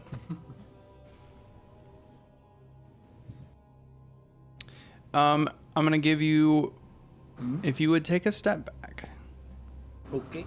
because you know what you're looking for. You're kind of, your eyes are kind of focused down this path to your left. You almost don't see this little patch of mold right here. Okay. And then of course there's this bigger patch here. I'm gonna sneak over here. I just didn't want you to accidentally step in it and die. That would have been a lot of fun. Yeah. Let me remove some of these visual blocks. Wow. Whoa. Whoa. Oh, whoa. It's getting visual in here. Okie doke. So, sucks. what you can see as you're here. Hold on, where's my notes? Isn't this fun? So this junction, you look to your right, which is our left, stage left, and there is a dead end like path that direction, and then to the other direction is a rounded path that leads around a corner. It appears to be fully blocked by gun. What does? This Oh. pile of shit. Yeah, there's a big old pile right there. Oh, wow. Didn't see it Pause. there. That's crazy. Huh. Big doo-doo. What do you know about that? That's weird. It's almost like it was put there to block. I the didn't path. put it there. It was part of the map. Oh no! Oh, of course. I'm freewheeling and narrating I what know, the you're map just gave the me. messenger. I'm just. I know, it's all surprise. Don't hate me, Trinity. Mr. 6 weeks to prepare. Well, I'm gonna. My prep was done in the last 3 days, y'all. I've just been thinking. I'm gonna try to do a little bit of a maneuver here. Ooh, okay.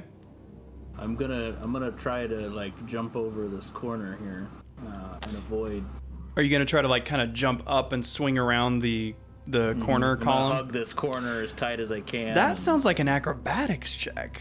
It kind of does. It kind of does. Sounds cool. Which is under the sheet. Cool. Yeah, and you're swinging into an area that you don't know. Okay, I'm gonna say you're able to get enough air and grip the corner tight enough that you're able to swing around and land safely on the other side. And I'll go ahead and remove that. Shit. And directly in front of you is a different color of mold. Sweet. And then what is this? It looks like kind of just a like a grate that catches Okay, so like I material. can walk over that. Yeah, as you it can. were. You can. It's just like it's at like a shallow angle. Okay. And how much time has passed? Are we getting close to tensor disc? Should I head back? We'll say we're about halfway through, about 5 minutes. Okay. Can I nature check this other color of mold to see if I know anything about it? Go for it. I'm like, what the hell is this piece? It's a 16. That is. Oh, wait.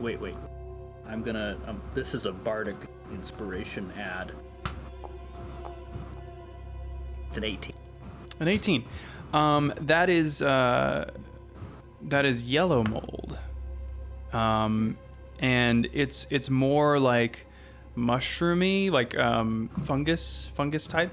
I mean, I guess mold is a fungus, but you know that when touched, they will eject a cloud of spores that can poison within an area around it.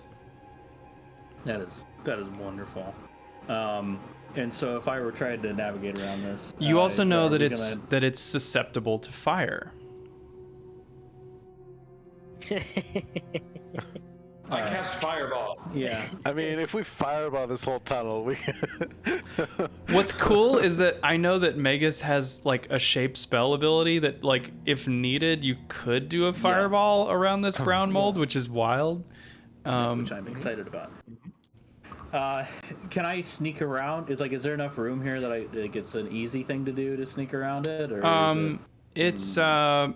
You're fine. You're small. A group of people might trip. Then I'm gonna just go ahead and move past this again, cautiously, You're stealthily, and I'm gonna peek around this corner, and then I'm gonna head Okay. back. Can I get a stealth check? Just for fun. 26. Okay. That's neat. Not how I would have rolled it, but Neat. Hold on. I need to draw. Hold on. Stay zoomed in where you are. Okay. Ignore the man behind the curtain. Yes, sir. you need to draw your demise. He's pulling in Tiamat from off screen. No, not from off screen. Yeah. He's just- already there. Just in there, It's just on the. He's just on the GM layer. Okay, so you round this corner. There's some more spots of mold. There's another spot of that yellow mold. This little brown. I know it's brown, but I guess I should have made the yellow stuff yellow and the brown stuff brown. But welcome to the show. 6 weeks of prep. Do you want to know when I found this map? Last night. Wow. At about 1 a.m. So This morning. so y'all enjoy. Impressive. So there's a slightly raised area, and then you can see another water channel that then goes back south.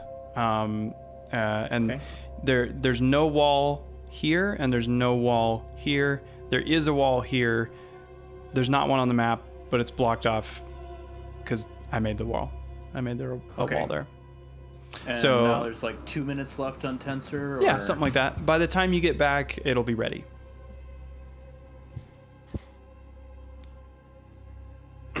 Do I hear anything? Perception check, Down please. this hallway?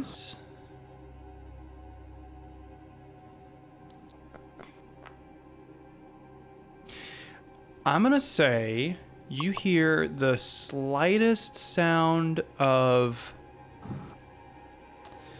how would I describe it?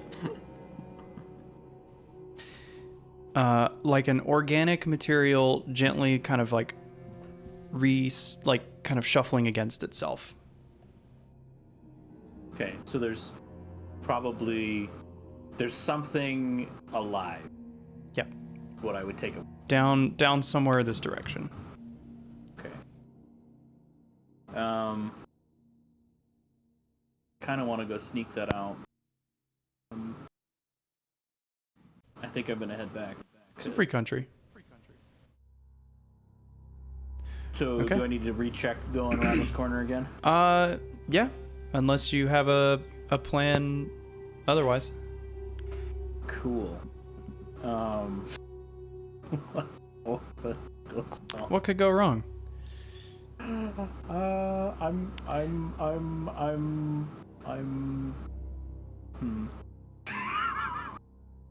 I'm gonna stick with that. Okay. It's closer, but you do make it over.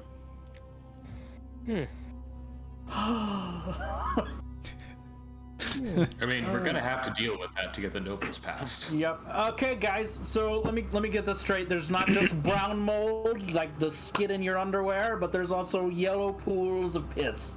And the yellow pools are this horrible fungus that if you breathe it in, you're gonna wish you were dead.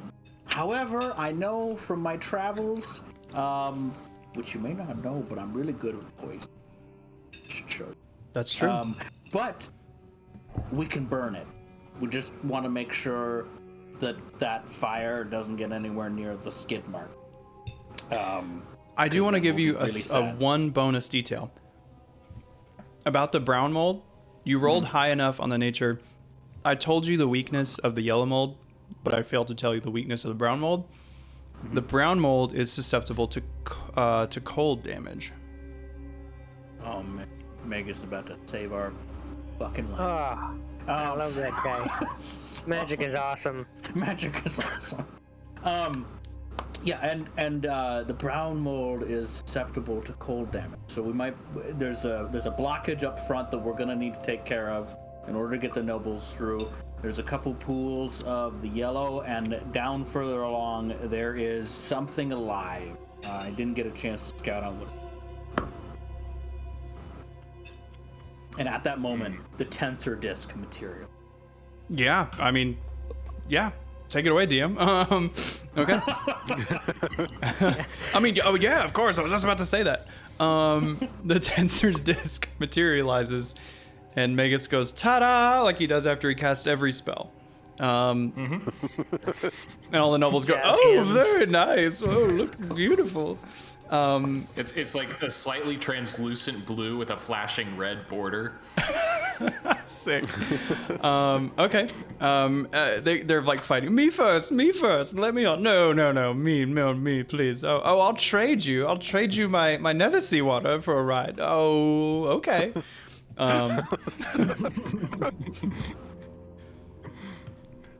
are we even here? I would show up just to have you have a conversation. See, the best part, what I think is the most hilarious part about this, is that if we just let all of these nobles die, we could get all that loot for free. You could, but you're good people. I know. That's what made this planning so freaking complicated, is that you guys have morals and you make good decisions, and so I have to make I can threaten you with like random people's lives and you actually care. Anyway, it's a dream scenario. Continue. Standing here wouldn't trigger the mold effect, It right? seems like if you get within 5 feet of it, it doesn't like it. So, is this within 5 feet or not? Because it's like over here. Okay, so I guess it would be danger zone is gonna be danger. Okay. Danger. Cool. Danger.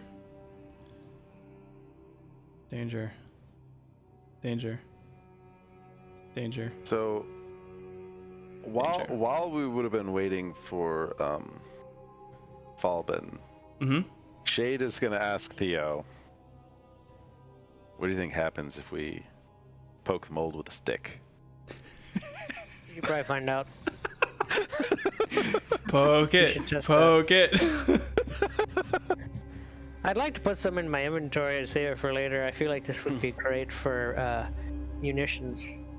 So I'm gonna reach out very tentatively and just try and scrape a little bit of the mold with the end of my glaive. Okay.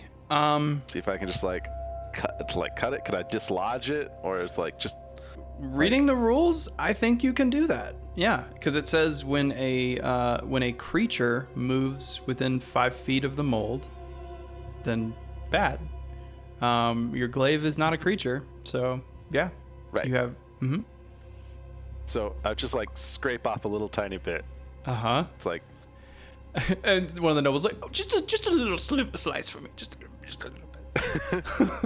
You got something to put it in? Yeah, we'll just put it in the bag. Oh my god! No. Let's check. You reach into the bag of holding. You take 10d6 cold damage. I've got a Ziploc baggie over here. It's not D6s. Oh boy. Wait, so what are you doing with this? Well, I mean, unless Theo actually has something he wants to put it in and wants Shade to swing this around over to him, Shade's just gonna I don't think I have a thing that would be safe enough that I would want to haul it around in. Like a vial or a bottle or something like that. I mean, if this stuff You're is doing this while I'm not around, to be Yeah. Well, it's while we're waiting for you. We're kind of nothing to do. Because Shade's thinking about, you know, what if we run into something that is in the way? Could we like break it free and move it or something? Okay, yeah, I like this. I will get a set of, I'll rig together something so that I can hold it at a distance from me, the glass vial, so it's not near me. So you're like your goal with this is to like if there's a little bit of mold that's like jutting into a path that you need to take, can I reshape a little of it and like move it? Basically, can I interact with my glaive without damaging my glaive or causing a chain reaction or something that will harm? I think yes. I think the only downside is time. And Okay. I'm looking to. I'm looking to weaponize this. So And so while we're figuring out how to weaponize this, it's probably when Falbin would be coming back. Yeah, and that's when like Spiro is kind of looking over the door and it's like, are we quite done? The water's getting higher. I don't know, Spiro. Can you cast Tensor's floating disc? I don't know, Spiro. I don't Can know, you Spiro. No, I can't. I can cast I make more money than you will ever see in your life. I don't know. Yours is about to be pretty short if you keep mouthing Wait. off, and Tensor's floating disc appears. Spiro. Wait. Okay. Can you do anything to this mold that isn't fire? And I guess this would be like Falbin would have just shown up. Fine. Watch a professional at work. And Wait. Explain what you're doing before you do it. I don't want you to endanger all of us. You know, no, I don't think I will, because if I do, then Magus will simply step up and do what I'm going to do. But better. I didn't say that. All right. So Falbin just got back. He sees Shade with like a little bit of mold on the end of his glaive. Trying to figure out some way to like contain it to bring it with us. Yeah. Full face palm from Albin. Just like, oh. I mean, man, did you guys. expect anything else? We're trying to experiment on how to get away from the mold and get past mold. And you just said there's like a blockage of it up there. This was useful research. Yeah. So stop looking at me like that. Magus, Spiro's gonna walk up to you, and he says, I can get us through this hallway, no problem. I'm just going to need you to say please.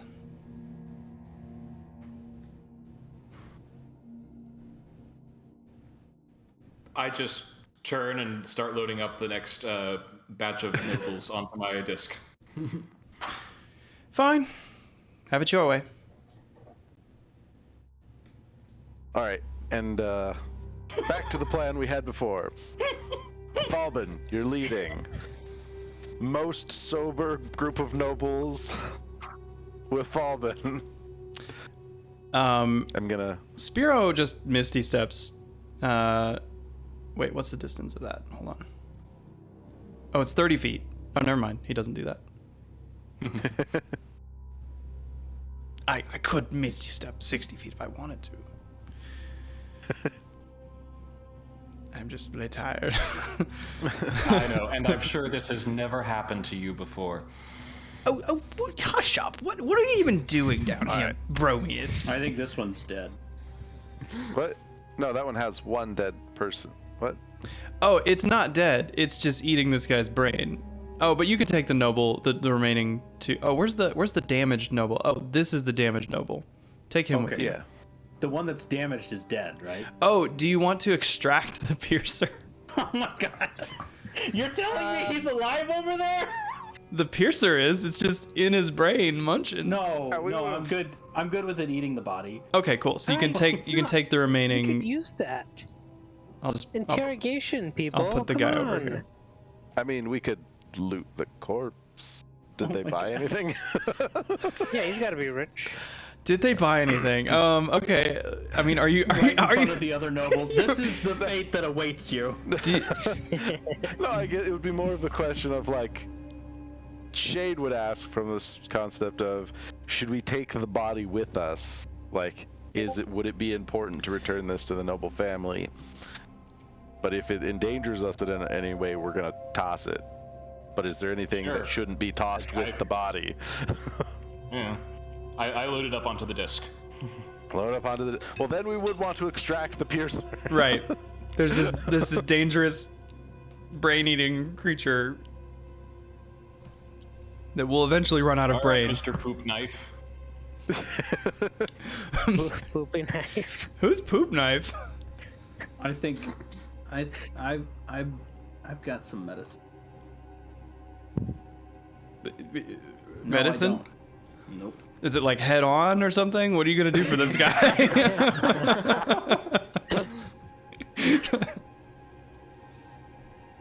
Oh man. We found Shade.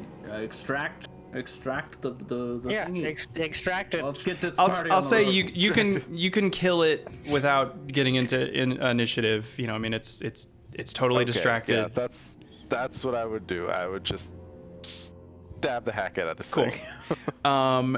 It's kind of grisly because you basically have to stab your glaive down into an already like punctured skull. Yeah, it's kinda pretty gross. pretty gnarly.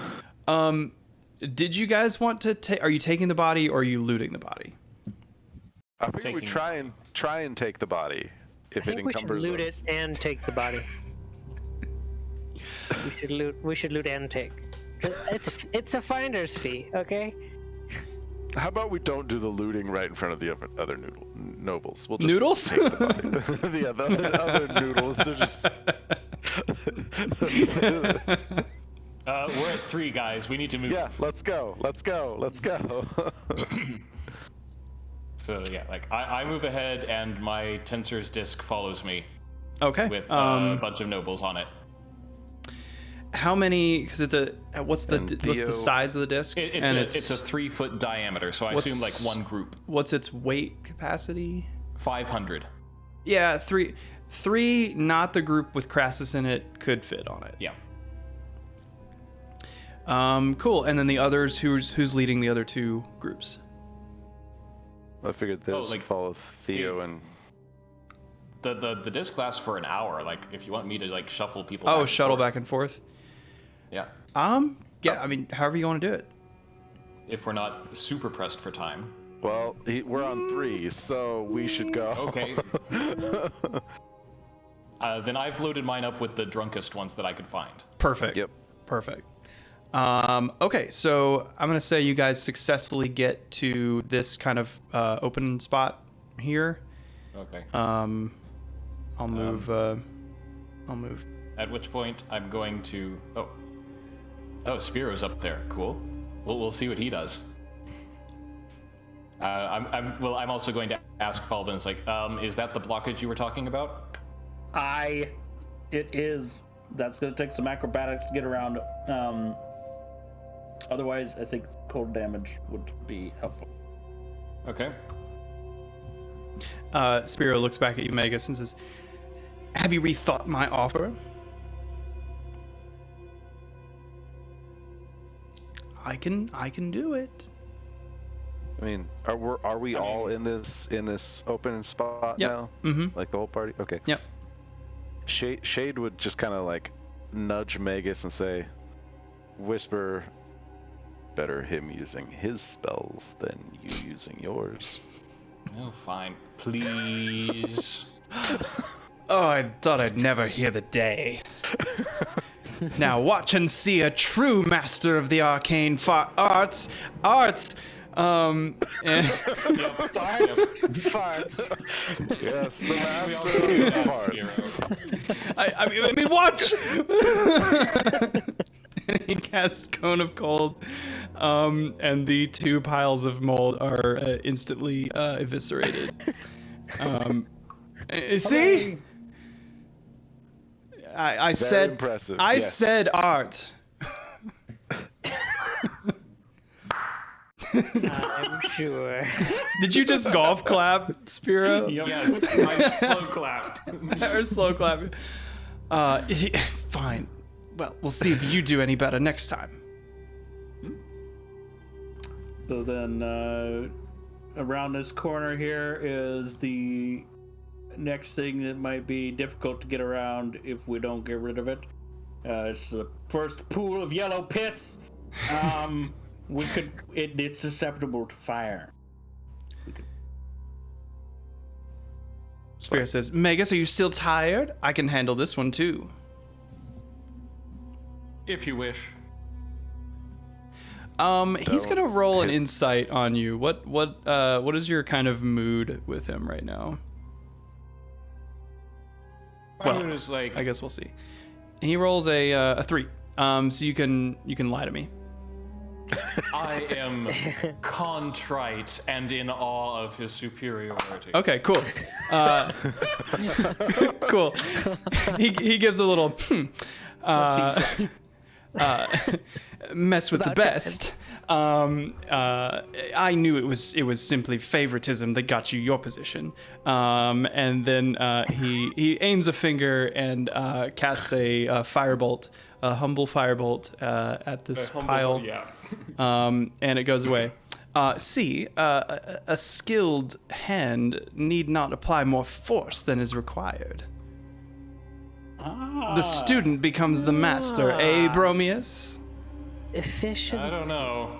I've heard questionable results from the Siren's Roost about your skilled hands. Do a charisma, just a straight up charisma check. I want to see how much that stings. Get some burn cream. That's an 18. Yeah. I wouldn't. Wait, no, that was a noble. It somehow rolled for the noble instead of me. Oh. So it would have been like instead of +3 would have been +5. like a 90 or something. Unnatural 20. Yeah. I don't even go. They come to my house. They come to my house. Slut. And over here, there are 2 more piles of brown skid marks that we need to deal with. I've been waiting so long to have a session with like you and Spiro just like being shitty to each other. Yep. Oh man. Okay. Cool. Now he's tiffed and he's not gonna help. No, okay. We've got another one that needs. We could maybe work our way around it, but this one in particular is causing a problem. Is it the one in the corner or the big one? The big one. The big one? And it's like you can't really go between them. Sure. I'm going to do just a let's just see how a simple ray of frost does. Is a ray of frost a cantrip? I'm gonna not be. Yep. Okay. Yeah, I'm. Do you need me to roll damage for it? No, because Spiro counterspells you.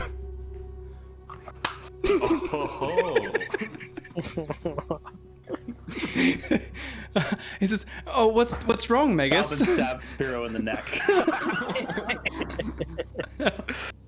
Did you forget your incantations, Bromius? Really? It took you a 3rd level spell to counter my cantrip, and I cast it again. You catch it. He's trying to counterspell you again, but you're too quick. I've got plenty. What's a 3rd level?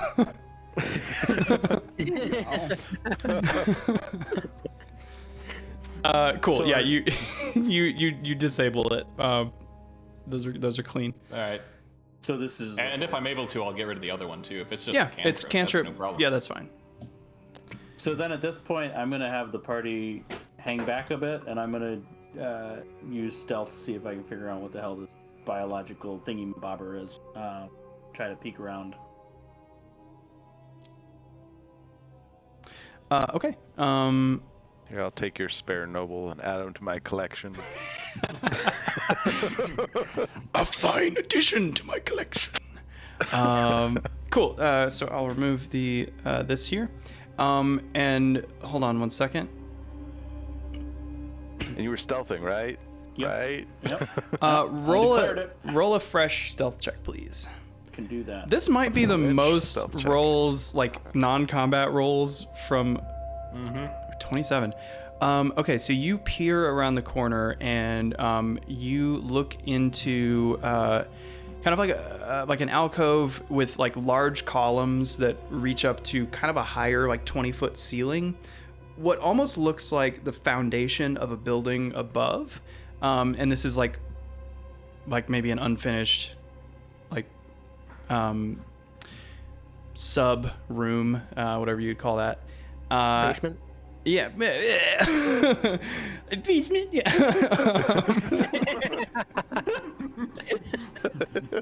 The counter immediately goes up to 9. Oh yeah.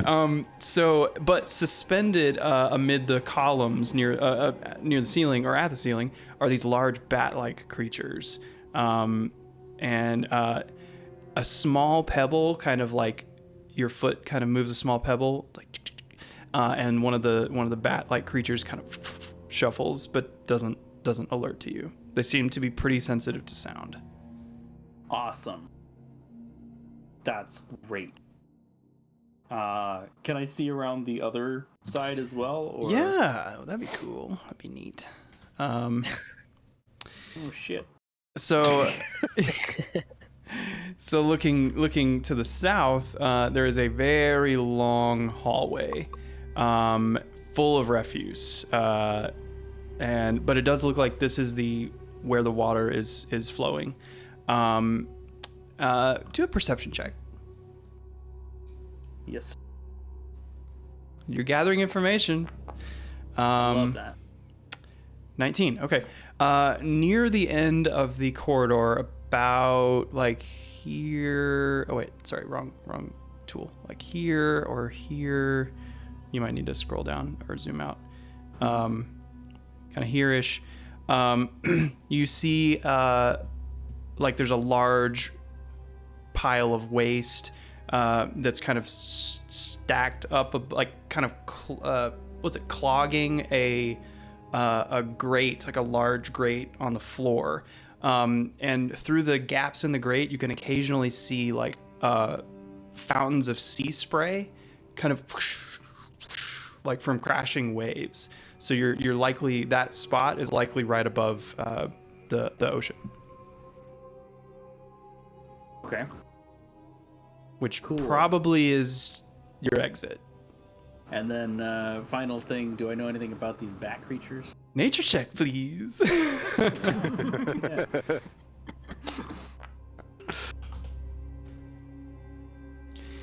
Whoa. I saw the word legendary. Oops. Don't worry about that. Just for noticing. Betrayed by my Foundry system once again. It's okay. 27 on that nature check. These are sturges. Some of you actually might have fought some of these in a previous adventure that we played years ago.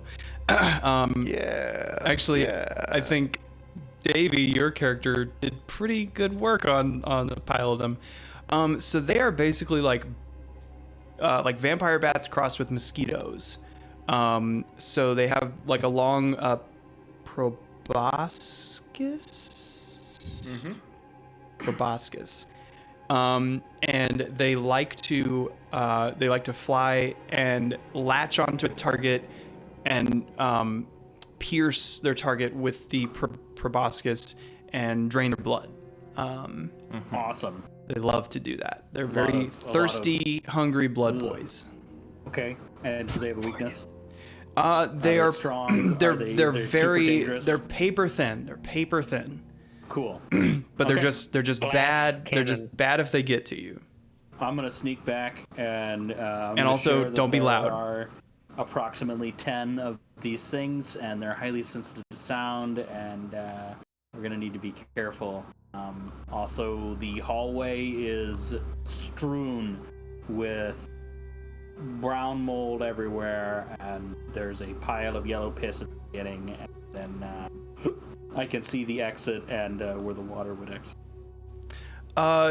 Theo, one of the nobles closest to you, says, "Hey, I'm gonna take a piss. I'm gonna go back in, take a piss. I'll be right back." Yeah, that's a hard pass. Stay in line. Are you Have like? you seen the shit around here? Pee on that wall right there. Are you restraining him? Where there's no mold. Are you restraining him? I'm gonna say that, and if he continues, then yeah. He's gonna continue. Make a contested grapple, like an athletics check. And then I'll say shade. Athletics. I'm a bug boy. I'm gonna use my. Hey. Ooh. Okay. Yeah, you restrain him, and he says, "Please, I'm gonna wet myself. Are you seriously gonna make me do this?" Hearing this, Shade'll step up and he's like, "We're literally walking through sewage. It doesn't matter. Just pee on the wall, please. Unless you don't want us to care about getting you through alive. Can then I by all pee? means, Can go I back." just right here? I just don't want to be like, I don't want his. I just want to be behind everybody, just right here. I won't go far. Fine, do your thing. Okay. We've got Oh, vampire bats to deal with. He walks over here, and he kind of hikes up his toga, and then starts to whistle. I'm gonna tell you what I'm gonna tell you what you hear. no whistling. I'm gonna tell you what you hear. You hear,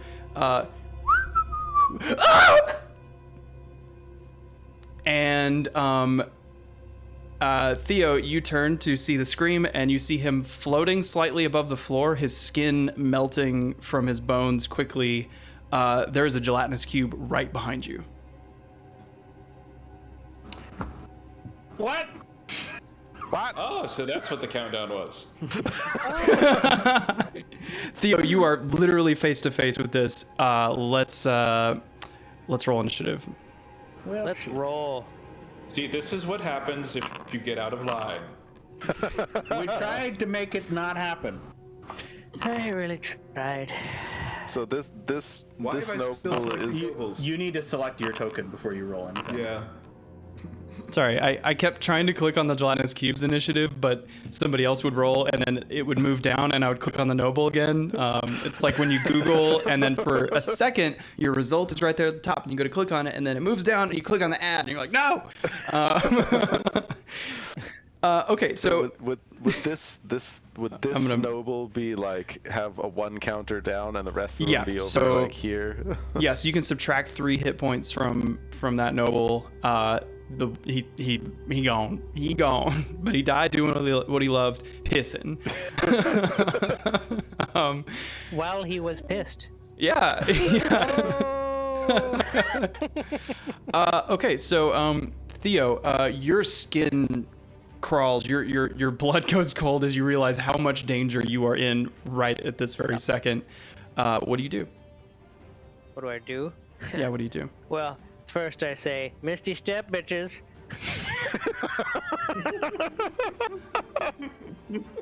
I don't get paid enough for this. Where are you misty stepping? Okay, I love it. Yeah. Cool. Eat shields. We'll loot that guy later. The nobles great. all scream as I'm really glad we brought these guys. Good idea. Portable bags of hoarding. It's just the limitations. you see when you ride the Daniel Railroad, you have fun. Are you sure you want to use that phrasing? Yes. I do it again. Okay, so that's your bonus action, and then you're shooting it with a crossbow. Yep, I'm gonna keep it quiet.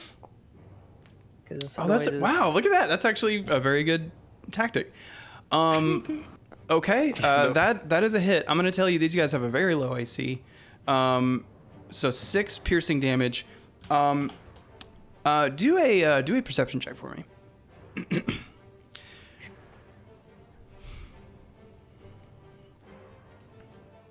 As soon as I perceive where it's at,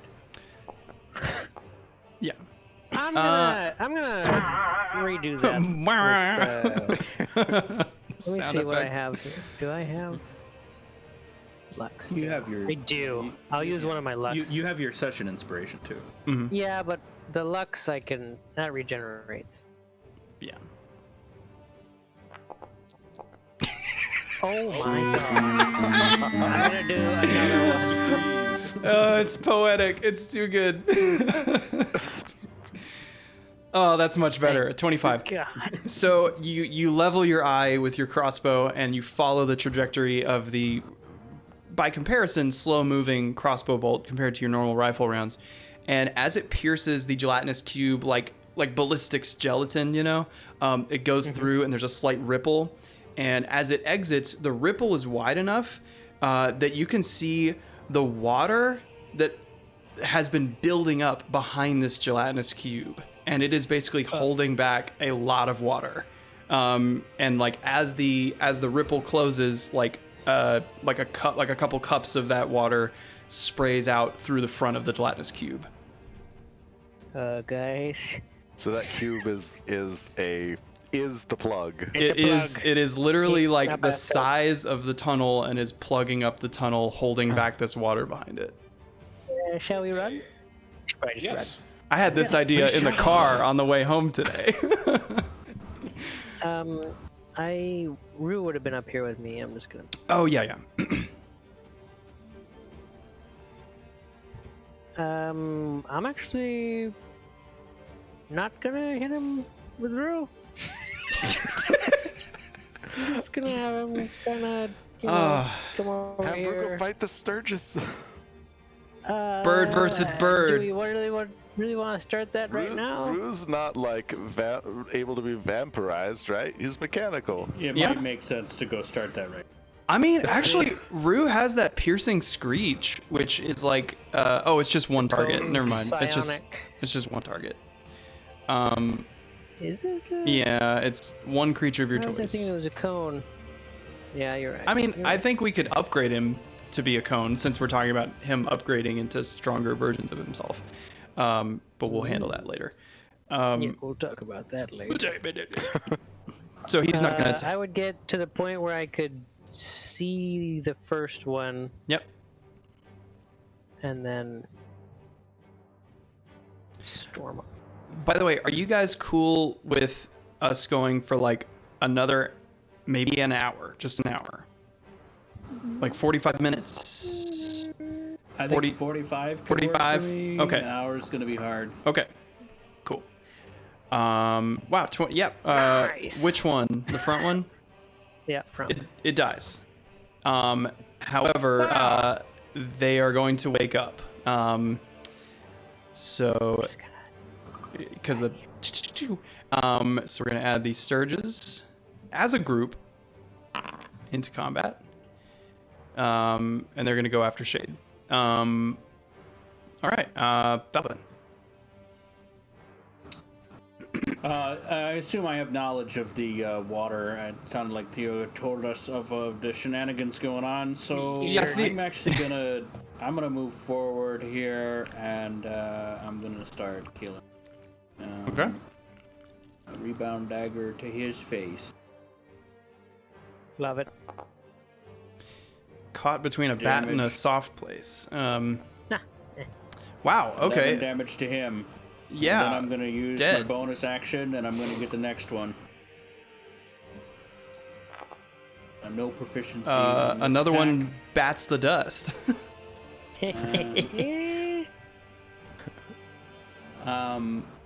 Then I guess I'm gonna couple here. Okay. That's my turn. Okay. Awesome. Magus. Spiro, deal with the bats or clear the tunnel. Counter spell. Ignore that. Ignore. I say ignore. Ignore. Don't look. Yes, aye, Captain. Don't look. Okay. What are you asking him, Spiro? I'm asking if he wants to deal with the bats or clear the tunnel. Oh, right. Okay. Let's see. Ooh. Oh wait. Hold on. Ooh, okay. I have an idea. Oh wait, that idea might not work. No, gelatinous cubes are stupid.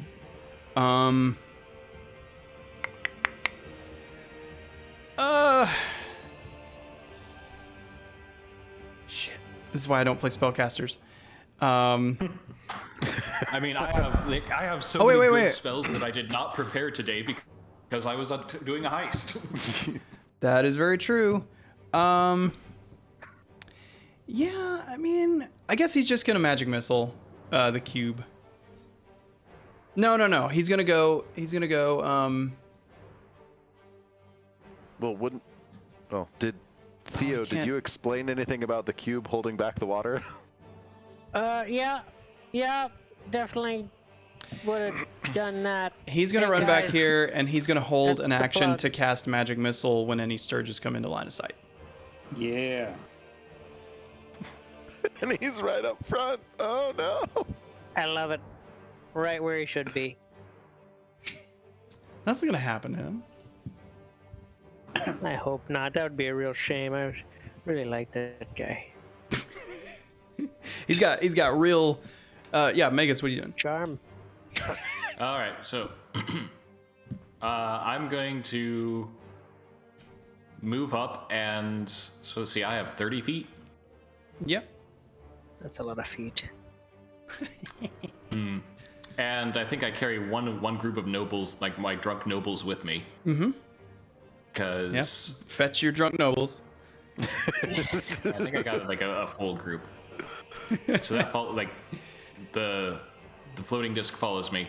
So I'm not particularly close to anything right now.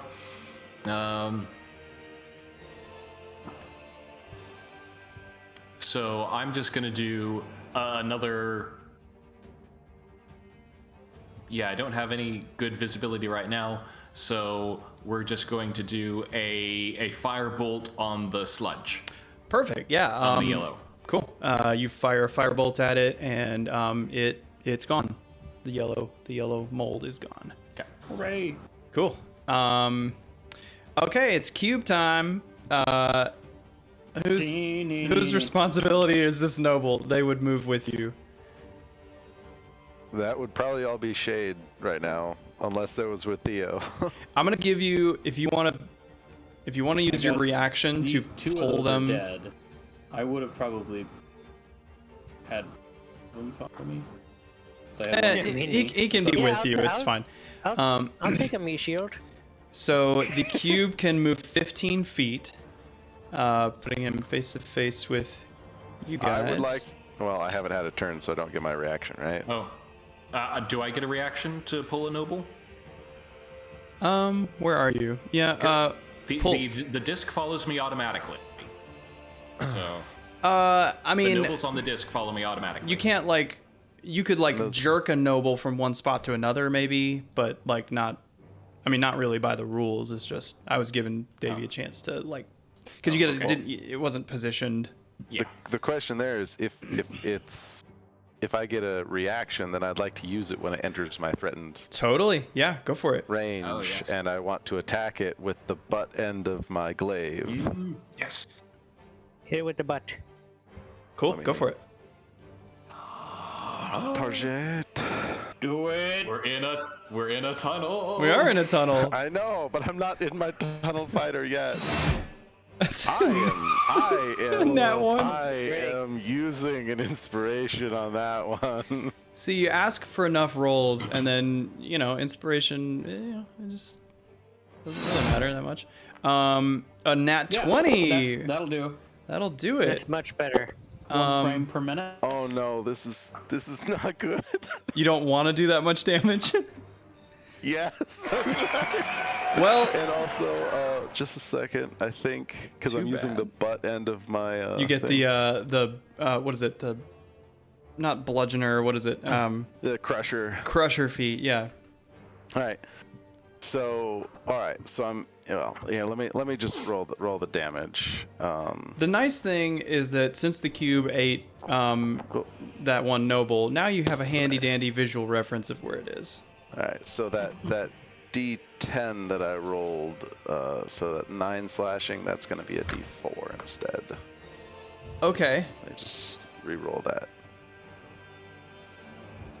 So replace 9 with whatever this roll is, 3. So subtract 6 from it. So instead of 35 damage, I'm doing 29 Jesus! With the butt end of your glaive? Butt end of my glaive. You said how much? 29. Good lord. Okay. It's pushed back 5 feet. Its movement is 0, and all attack rolls through the end of my next turn. Until the start of my next turn, anybody who attacks it is attacking at advantage. That's awesome. I'm gonna say, like, you boot. Can you actually? Do you have a good idea of maybe how that's providing advantage? Like I'm curious if you have any. I like to think it's like I swing like the butt end because I'm not trying not to hit these nobles, so I like kick the butt end and just like jab it straight back. I hit it right in the center of gravity almost, and the whole thing just like jello, just like wah wah wah. It's like vibrating, like in the Matrix when a helicopter hits the side of the building and does the ripple. That the big ripple, and it just like slaps the edges of it, like slap the side of the tunnel a few times. Water splashing past. And it just kind of like sits there, just like vibrating, just like blah, blah, blah, blah. That is so cool. Okay, yeah, I love that. Also, since you push him back 5 feet and water's not compressible, you actually fuse the atoms together, and the entire city explodes. No, just some random noble's toilet backs up. He gets an unnatural bidet. A little Poseidon's kiss like a mile away. I wonder what that was. What would that be? What is that? How tall is this, you say? Is 15-foot tall cube? So what is that? How many cubic feet of water? We gotta do the physics. We gotta do the physics. Not again. Somebody do the math. It's like launched into the ceiling of his bathroom. God, I love D&D. Okay, amazing. Anything else? Well, and now it's your turn. That was its turn. Now it's my turn. Oh, okay. So it didn't take an action though. So it is gonna really quick use a no, it's a 5-foot reach. So that's it. Wait, can it action dash or is it speed 0? Its movement speed is 0. Well, from Sentinel. Well, it's gonna prepare a pseudopod attack. Yeah, that's what it'll do. And now take your real turn. All right. First thing, I assume this will be something like a bonus action. Like moving. I want to get these 2 nobles. Yes, bonus action's fine. Up with the other ones. Mm-hmm. Can I go? I'm so proud of you. Yeah, I want to move those guys up.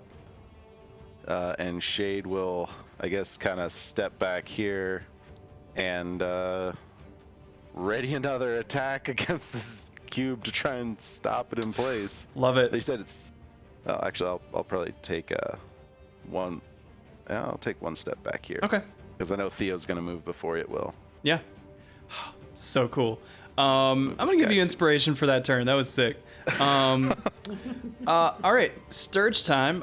They're all going to take off in flight, and they're gonna round around the corner. Spiro is gonna get his magic missile attack. He's going to cast it at first level. So 3 of them are gonna die. So we'll say these 3. And he says, oh, just like shooting pigeons back at the academy, eh, Bromius? You took out 3. Only 3. Out of 10. Most of them are dead now.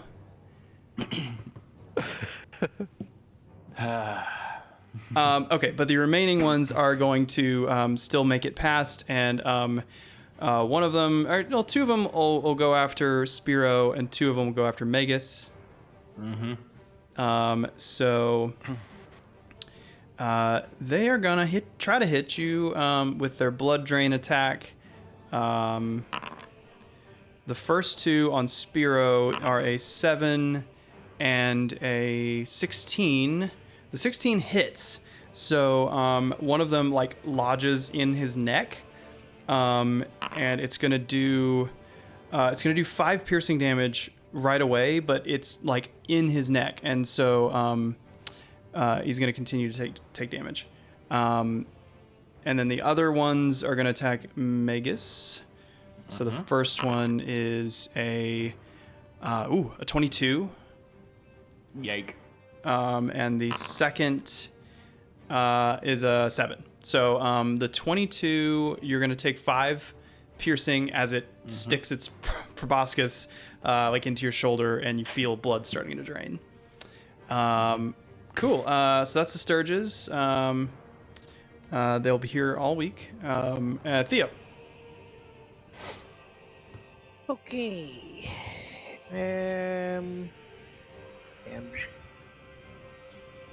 Away from that. To hell with noise.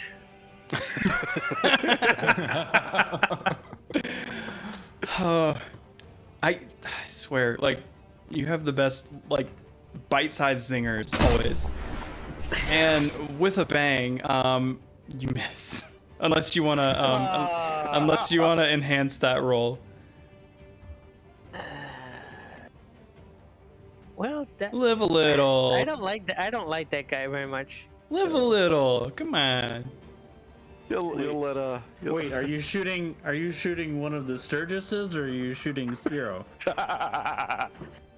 That's a good point. Are you shooting the? Justify it by I was aiming for it, but I happened to hit his head.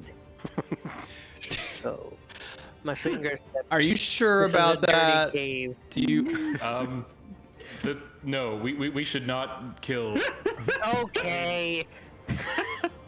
I know he's an ass. I'll use my bard. What is the bard roll? Just add a roll a d6, and you'll add the result to that. Nice. Yeah, that makes a hit. So do you shoot the one that is currently lodged in his neck, or the other one that's not? Yeah, I snipe it right off. Okay, cool. Yeah. He says, "Get it off!" And then the head explodes, and he's like, "Is any of that my blood?" So cool. What else? Is this a different one over here? Yeah, this one. Are they stacked? They're next to each other. Gotcha. I mean, they're stacked. They are so stacked. It's just like pancakes. Yeah. Oh, okay. Yeah, dead. You don't even have to roll damage. Well, the one time Rue does well. Cool. Bonus action. Oh. How long does your knockback thing last? My knockback was just like one turn. The advantage you get for attacking Yeah. it is Yeah. available until the beginning of. And can he move after? The cube will be able to move on its. Yeah. It just stopped it on its turn this time. Okay, I'll summon my ballista on your shoulder then. Okay, which ballista? Oh, the tiny one or the larger one? The smaller one so that it fits on his Right. shoulder. Okay. Bada boom. There you go. And I don't think I can use that. 'cause it would take No, my bonus that'll action be to on my your bonus next. to set it up. Okay. Yep. Yep. Here he comes. All right, Falvin, you got 2 more Sturges in front of you. Yeah, I do. Yeah. And then it's Magus's turn. I have a sneaking suspicion we're gonna want to haul Sturgis. So I'm going to work on hurting Sturgises instead of the. You're pretty sure it's just these last 2, as far as Sturges. And here is an attack on the first one. Oh no. I'm gonna stick with that. Okay. Does it hit? No, it doesn't. I mean, it's a nat 1, so on attack rolls, it's an automatic miss regardless of the total. Oh, really? Yeah. Skill checks, you can roll a 1 and still beat a skill check if your bonuses are high enough, but on attacks, it automatically misses. It's like called bounded accuracy or something. And then that's my bonus attack for 9. Big Dead. Do I need We'll to roll save sneak that. attack? No. These guys have 2 hit points. Count them, 2. 1, 2. We'll say that was the one that was embedded in you, Magus. So the other one is free. Anything else, Falvin? Yeah, I'm gonna move way up here. Okay. All right, Magus. I'm just Take realizing nobles I with did you. not put the damage from when it first hit me. How much was that? First hit you for 5. Okay. And it would have done a lot more on the next turn. And there's still 1 left, Just this one. uninjured. Yeah. I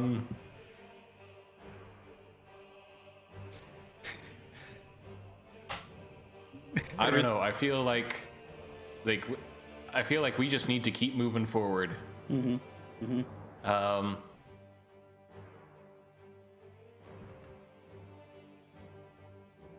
Yeah, I don't have. Oh, but if I leave it here, it's gonna do something to the nobles behind me. Fine.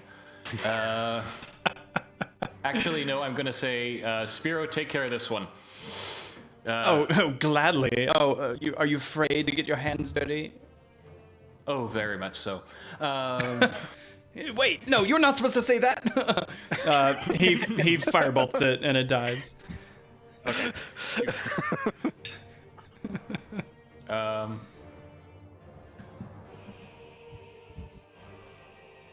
Let's see. Yeah, I'm gonna move up to here because I don't want to get next to the mold.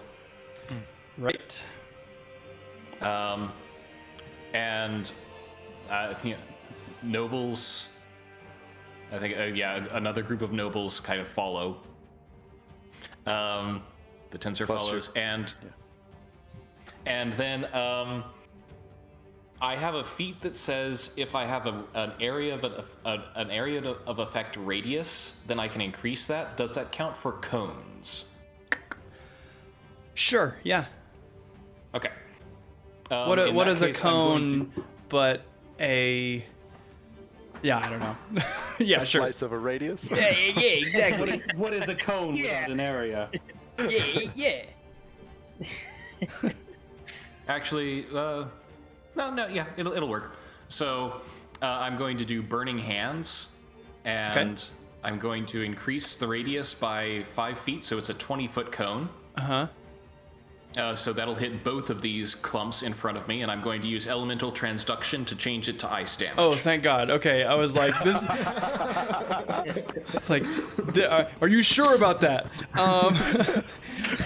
Bold move, Cotton. We'll see Yeah. if it plays out. Cool. Yeah. Easy. Yeah. What would it be? Just as far out as this patch that gets hit? Yeah. Yeah. Okay. Yeah. They're gone. Cool. And I believe that is my turn. Okay, it's Cuban time. I would have dragged my noble forward. That's fine. Yeah. We can be loosey-goosey with the nobles movement. Okay. The cube moves forward 15 feet. Right here. When it reaches there, it enters my attack range, and I try and hit it with my glaive's pommel end again. Yep. I don't think you can miss unless you roll a nat 1. That's yeah. true. I'm going to tell you the AC is... But he can crit. You can crit. The AC is 6. Yeah, and technically I'm rolling in at advantage, but I already hit with the first one, so I'm not even gonna. But if you want to crit fish, you can. Crit fish.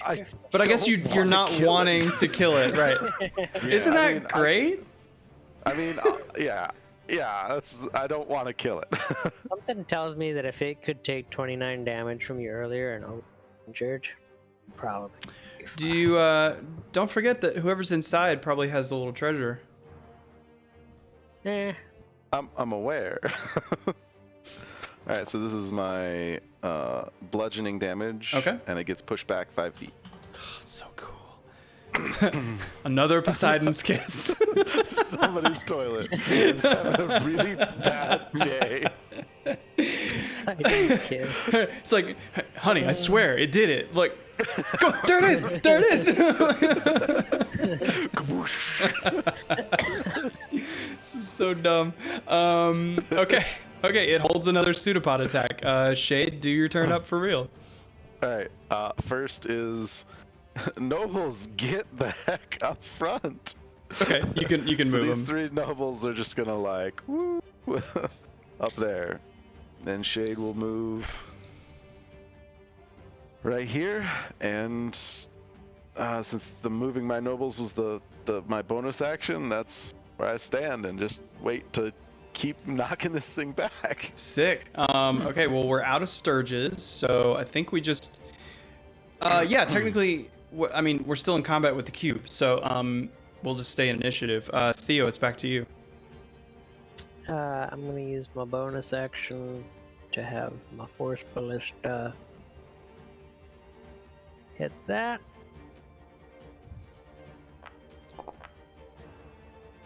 Okay, yeah, that hits. And it'll be knocked back 5 feet.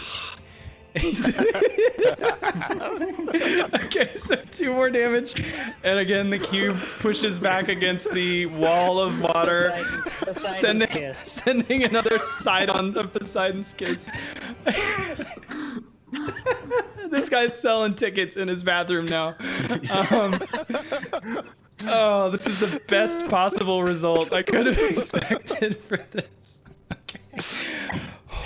Okay, what? I'm not gonna add on at this point. Which way is the exit to? South, down Okay. south. With all the But mold. starting from here, the mold is real. Probably. Yeah, if anybody wants to like draw X's on the mold that's already killed, you can do that.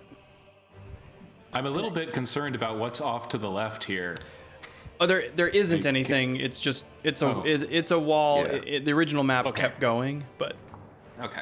my vision didn't mesh with that. Don't worry, it's just the Umber Hulk hiding Yeah. behind the wall. It's whatever the legendary something was. Oh yeah. I'm glad that you guys are not speed readers. Okay. The legendary empty hallway. So Falvin, what are you doing? Yeah.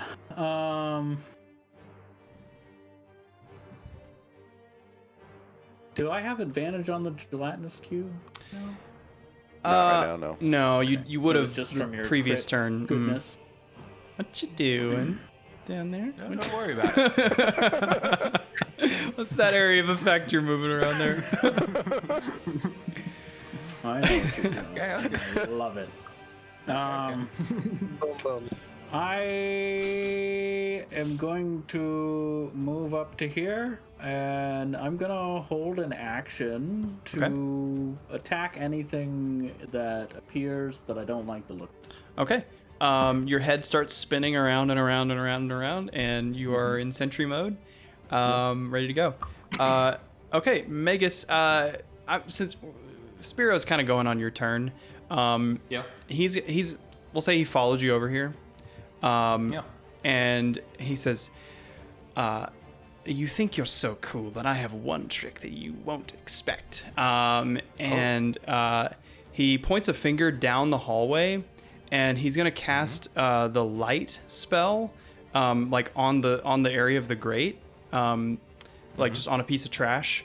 And as the light begins to glow and kind of flood the corridor with light, you see under his cloak, there's like a kind of a metallic like twitching, and then suddenly like metal bronze wings pop out from under his cloak, and he says, "Ha ha!" And you notice that he is wearing the breastplate of Icarus that was on auction earlier, and he says, I don't super know what this does, but the instruction manual was very and then he just like starts rocketing down the corridor with a very fast fly speed towards the light. And as he flies, he like casts a silhouette with the light on one side of him,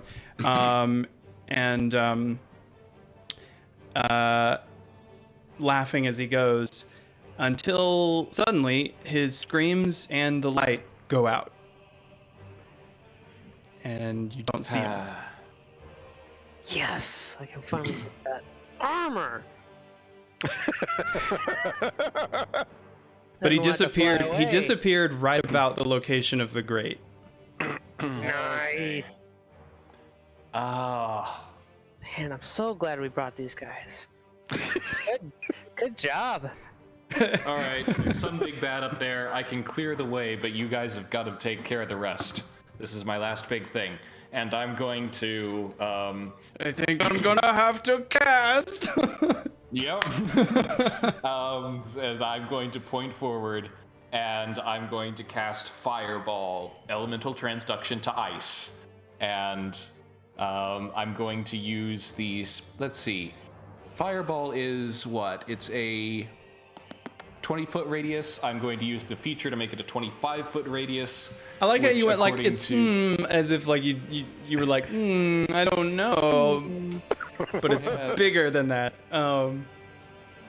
And which contains all of the mold Love it. left. Love it. And yeah, it's ice damage, and it just swirl of blizzard, just Moses parting the Red Sea, blasts everything to the sides Sick. and freezes it to the wall. Amazing. Wow, you should run a business. Cool. Yeah, all the mold's gone. I'm gonna have you do a free perception check. Oh boy.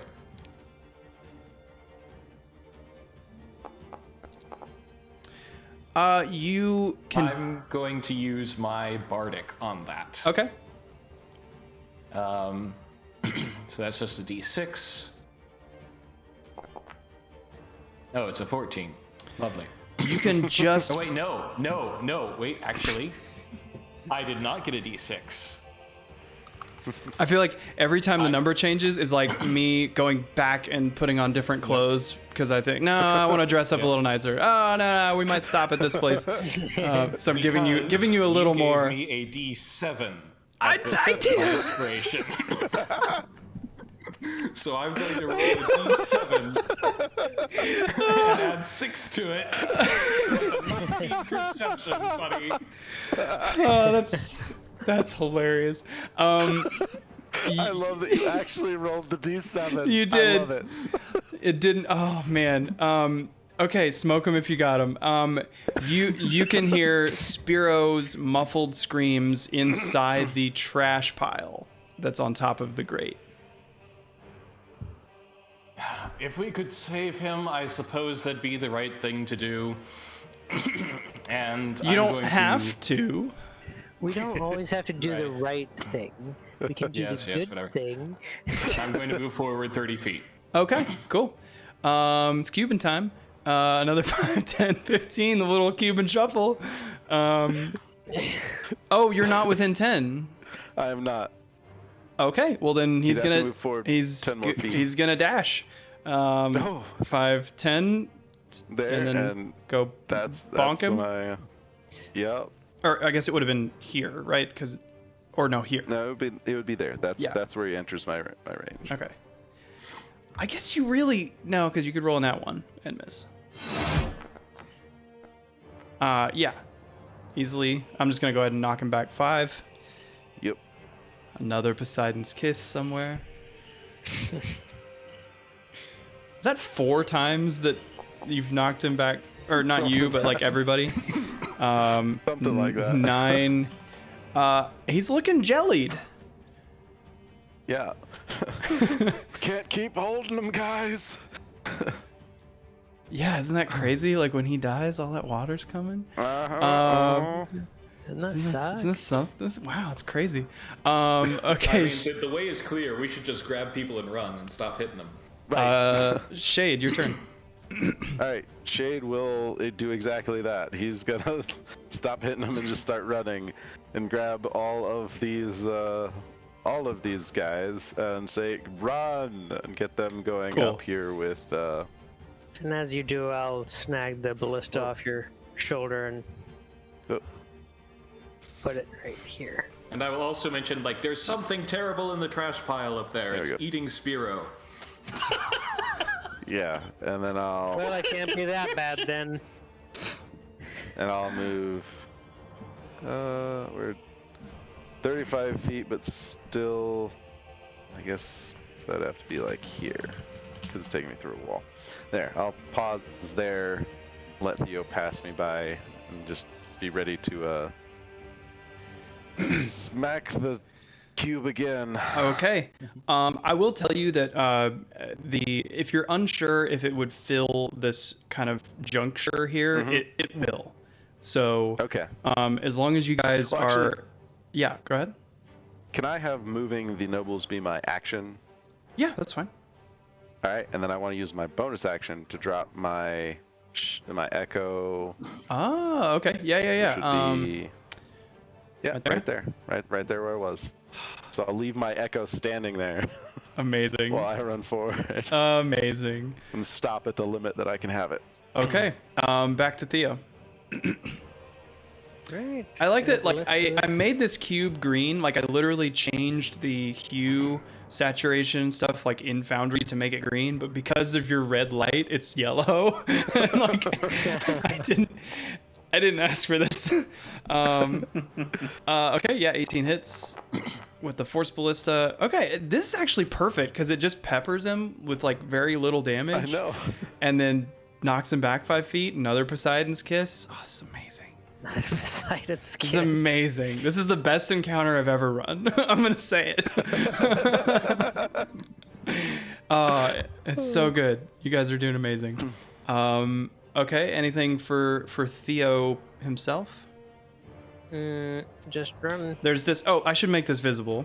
So this is a legendary shambling mound. Oh, lovely. Pretty fun. Pretty cool guy. Yeah, you should probably make that visible. Pretty neat. Little. Yeah. He's just a little Probably guy. make that visible. He's just a little guy. I mean, he's tiny, really. Legendary. Yeah.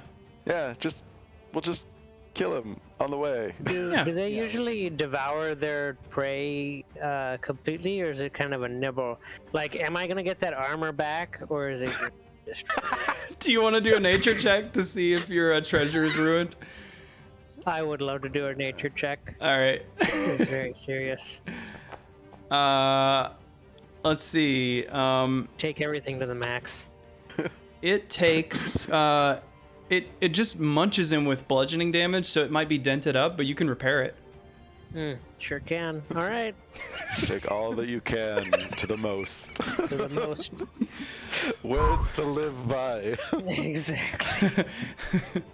That shiny shirt, it's mine. Okay, Falbin. Vegas wants them alive and unspoiled. It's always. Actually, would I have been able to see that Shambo when it was my turn? Yeah, totally. If you want to shoot it, Okay, then, yeah, I would shoot it. I'm gonna say with you don't have to worry about piercing stuff getting through to Spiro. Just kill it. Just shoot it. Don't worry, it's fine. Just kill it before the cube gets to you. Yes. It's Target. wild because Musket. without that knockback, you guys. I actually want to calculate how much closer it would have been. 23 definitely hits. Doing 8 piercing. Okay. And then move. Barely.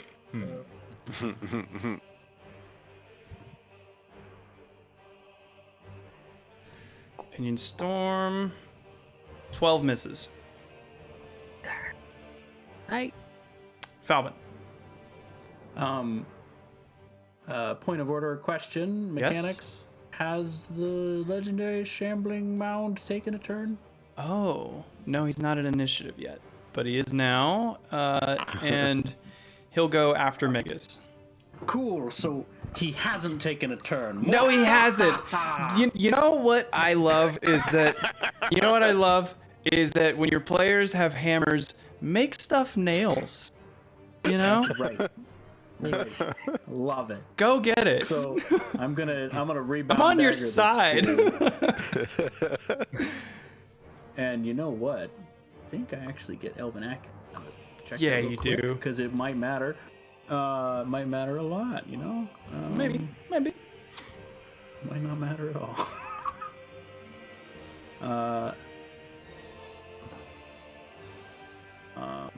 Yes, I believe I do, because he hasn't taken it.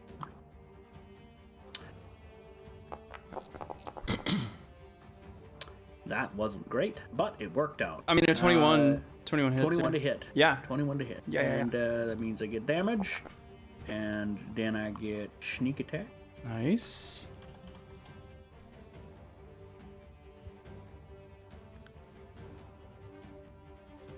It's been too long. It's been like 6 weeks. Yeah.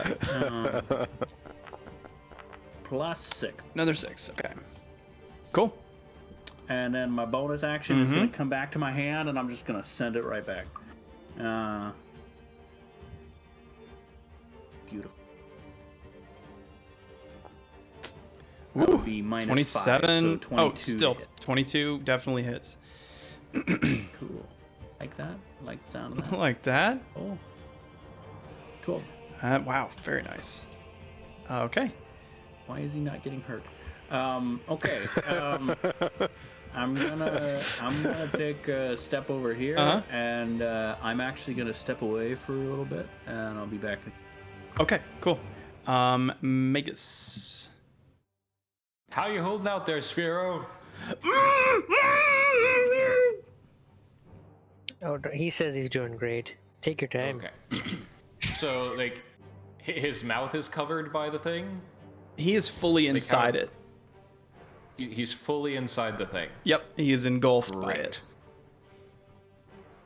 Don't worry about it. Do what you gotta do. Make it happen. Does, like, So I couldn't, like, reach him, necessarily. No, you would have to get it to open up. Okay. All right. Guess we do this the usual way.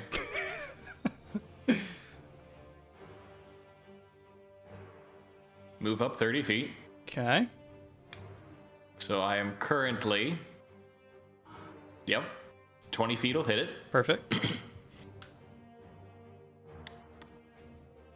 I cast... Pot Burning of Greed! Hands. Oh, sorry. To draw 3 additional cards from my deck. Burning Hands. Go for it. Yeah. I'm going to cast it at 2nd level.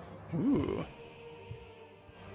And I'm going to place the measured template, but it actually goes 5 feet beyond this template. Okay. Cool.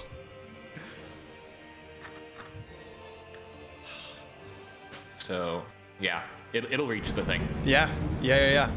So he'll make the saving throw. Let's see what he rolls. Oh, he fails big time. So. And it's fire. Yep, it's Okay. fire damage. And you know what? I'm good with all of those. Cool. He's gonna take half that. So that is Interesting. Yep. So that is 9. He's been, sunscreen been flowing down here for years. Okay. So Yep. If you're going to cast a spell, Spiro, don't use fire.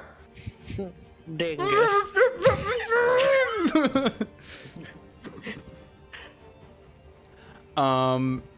Okay. Let's see. Is that? Oh, it's it's Spiro's turn. Yep. Let's see. Misty Step, you have to see where you're going, so that doesn't work. I guess he would. I mean, probably Magic Missile, right? I mean, can't miss. It's inside. It's not gonna be resistant to it. That he knows of. That he knows of. Dun dun dun. He'll upcast it though. He's actually panicking. Yep. We're gonna. Oh, I have to give him. I have to give him some actual spell slots. I mean, one could say he flew too close to the sun. That yeah. So okay, at a 4th level, that would be 3 plus 3 darts. Yes. 6 darts. Okay, I'm just gonna roll 64, and then add Plus 6. I plus 6. Yeah. 21 damage. So you see kind of like bulges like from inside it, and some of the trash and viscera and mud goes kind of flinging off the outside. Pretty good hit. It is now like injured, but only just. And it is now its turn. And what it's gonna do, Megas, it is going to form like a tendril out of its mass, and it's going to lash out and try to whip at you with it. And it does have a 20 far of a reach. It's got a 20-foot reach. Yep. So it actually isn't a targeted attack. It's a grapple. It's an automatic grapple. So you need to do acrobatics or athletics against its athletics. Where is the hotbar? Get over here. Well, that's pretty good. Ta-da! That's pretty good. Let's see what it does. Yeah, you beat it. So it whips out and you like duck underneath it. That's its bonus action. So it's going. I'm being really awesome out here, Spiro. You should really see it. It's going to move 20 feet. That is its movement. So it just starts to like shamble through the corridor. It's horrifying. It's very terrifying. And it's going to make 2 slam attacks with a fist that it creates. First attack, 13, and Misses. Second is a 22. That hits. Okay, so you're gonna take 11 bludgeoning damage. Okay. And that is its turn. Cuban time. 10 and echo. Yeah. And I will butt at the glaive again.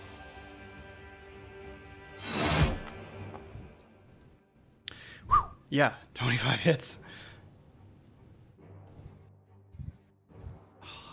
I love the tension that this creates. Like, oh yeah, and you're looking for low damage rolls. That's a 6 damage. I am. Oh. Push it back 5 feet. Push it back 5 feet. Stopped in its tracks. So cool. Okay, so Shade's turn. All right. My echo will move back to here. Kind of giving some ground. That'll give me till there. All By right. this point, the noble inside is just a skeleton. Yeah.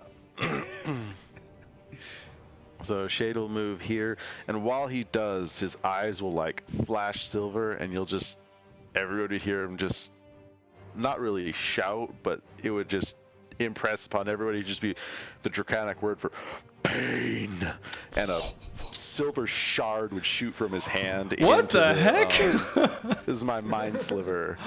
And you're casting it from your echo? I'm casting it from me at this.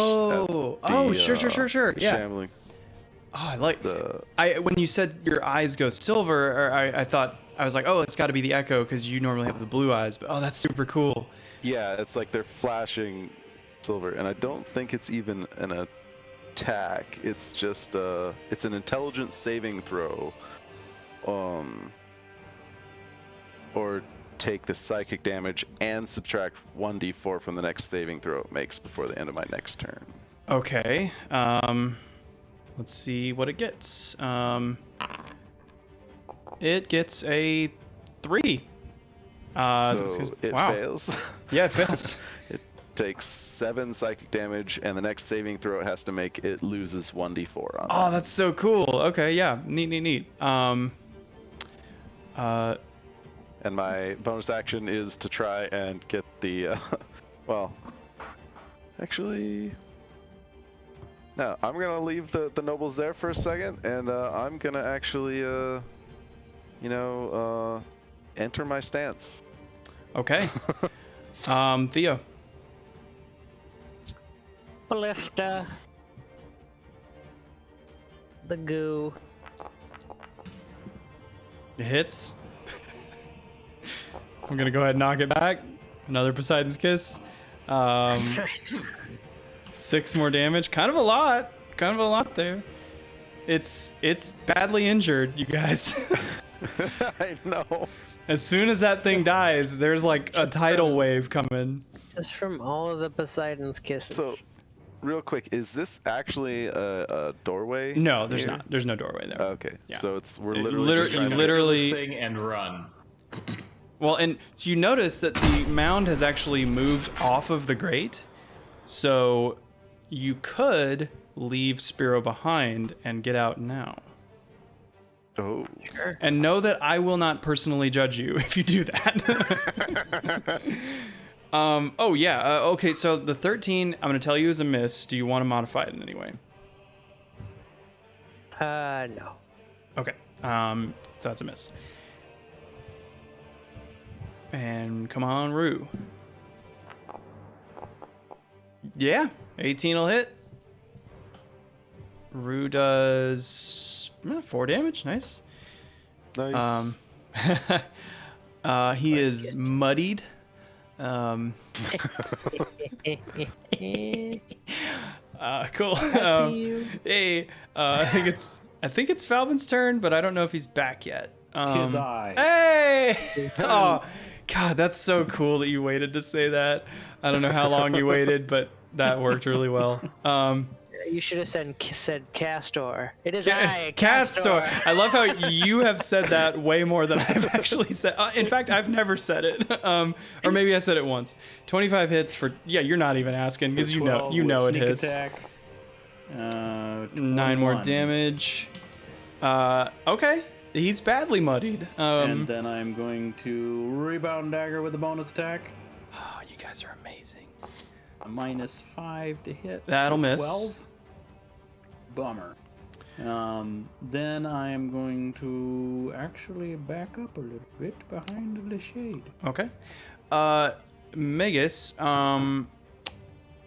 as a reaction, the Shambling Mound is actually going to... It has a reaction ability that I didn't see before, called Tremors.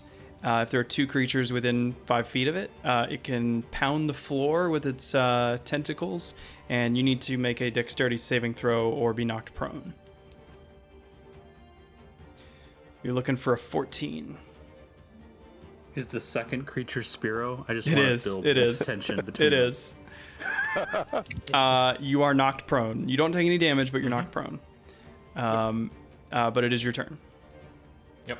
I get up Okay. and I'm gonna do the I'm gonna do another burning hands at it Okay. because it's right there. I'm gonna upcast it again to 2nd level, and I'm going to use elemental transduction, and we're gonna make it ice this time. Ooh.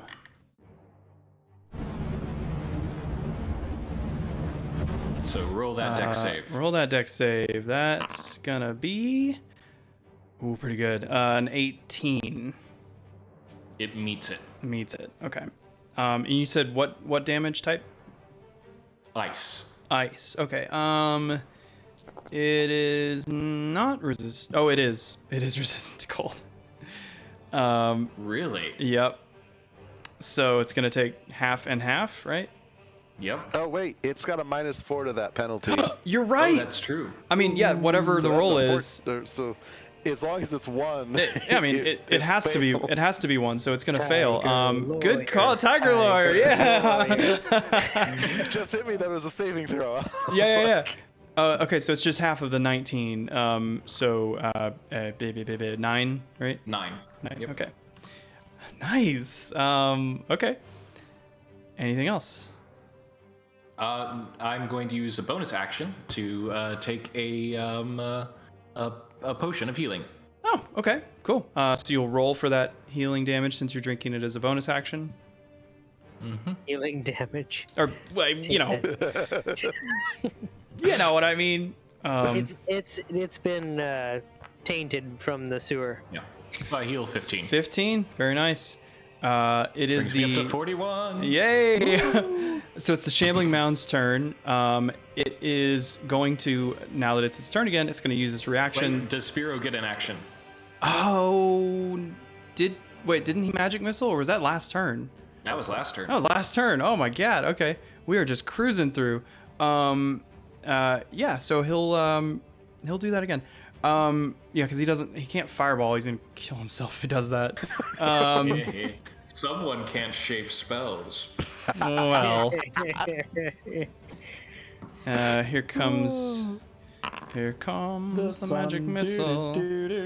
We'll just multiply that by 6. So, wait, 6? 6 darts? Yeah, if he's upcasting at 4th level. Yeah, so 36 damage. Cool. Yeah, that's impossible. Because each dart does 1d4 plus 1. Oh, well, he rolled a 4. Yeah, plus 1 is 5. Oh, times 6 is 30. I was adding the plus 1 twice. So it's 30. Still, that's a real nice magic missile there. And like some of them punch through the muck and the viscera, impacting on the ceilings and the walls. And this thing is wobbling. But it's going to use its last effort to try to knock you down again. So roll another dexterity save. Again, you're looking for a 14. That's a success, so you're okay. It is going to slam it. Didn't show me. I don't know what I rolled. Oh, there it goes. Yeah, it's going to slam attack at you twice. The first attack is 10, and the second is 18. Shield. Cool. In desperation, it slams its last like faltering fleshy pod at you, and you crash it away with your magic shield. That's its turn. Cube time. It moves 5, 10, 15. And it's going to dash. So 5, 10, 15 more. It's getting close. Shade. All right, seeing that other thing's still around the corner, and there's still the turret to knock it back, Shade is just going to charge in here next to Magus and start swinging at this thing, see if we can finish it off and get out of here before we accidentally kill the cube. You should slice some mold with your glaive and then smack it with. I think all the mold is gone. Oh, that's right. I got some in a flask. 13. That's going to be a miss, unless you want to modify All right. it. Now I'm just going to take my second attack. Okay. That's another miss. Again. Pommel strike? Yeah, I mean, that would be my next thing. Or, you know, I will use an inspiration to reroll one of those. Okay. Yeah, I'll that reroll the works. second one. And it's worse. Oh, it's worse. Oh no. All that's rough. And then I will use my bonus action to pommel strike, which would just be the other end of the glaive. Still all the same attack stuff. 16 just hits. Whew. All right. 4 plus that and the roll. And 6 damage. 6. He is barely existing. And I knock him back 5 feet. And you knock him back 5 feet. Cool. All right, Theo. This thing is like Mortal Kombat Death Dancing. and my echo disappears. Okay. Oh. That's a hit. Oh, on the cube? Yeah. Okay. 4. Pushing him back one more. I'm gonna start coming up, and I'm gonna shoot it. Come on. Come on. It's a 19 to hit. That hits. Come on. Do it. Do it. Ooh. How does it happen How does it happen? on this legendary shambling mound? I noticed that there's a legendary weak point. One particularly dark piece of trash, and I say that's got to be his core. Oh, yeah. Oh, yeah. I just shoot that, and it explodes everywhere, all over the guy who was eaten. And leaving Spiro just like splayed out on the ground. Exactly like a beached fish. I Just forgot to be pulled. giving him damage, but we'll say he's at about a quarter health right now. He's probably stunned. Probably wouldn't be able to do anything if I took his. I mean, he's wearing the armor. No, you can't take it.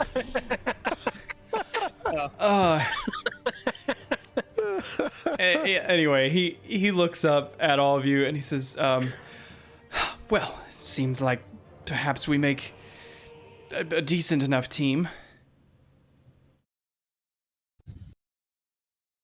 Mm-hmm.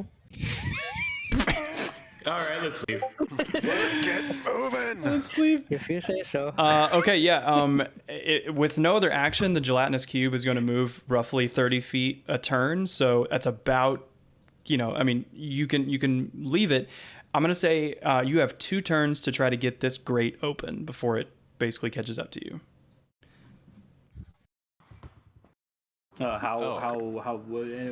Investigation? What is it? How is it locked? Looks like it's just a rusted grate. There isn't like an opening mechanism. It's like a strength problem. Yeah. Cool. I'm gonna look at Shade. While he's doing that, I'm gonna investigate this legendary mound of something and see if there's anything. All right.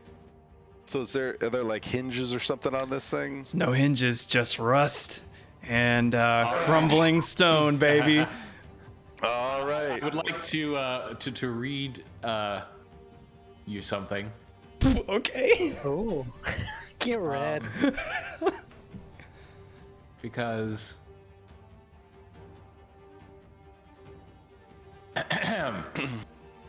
What?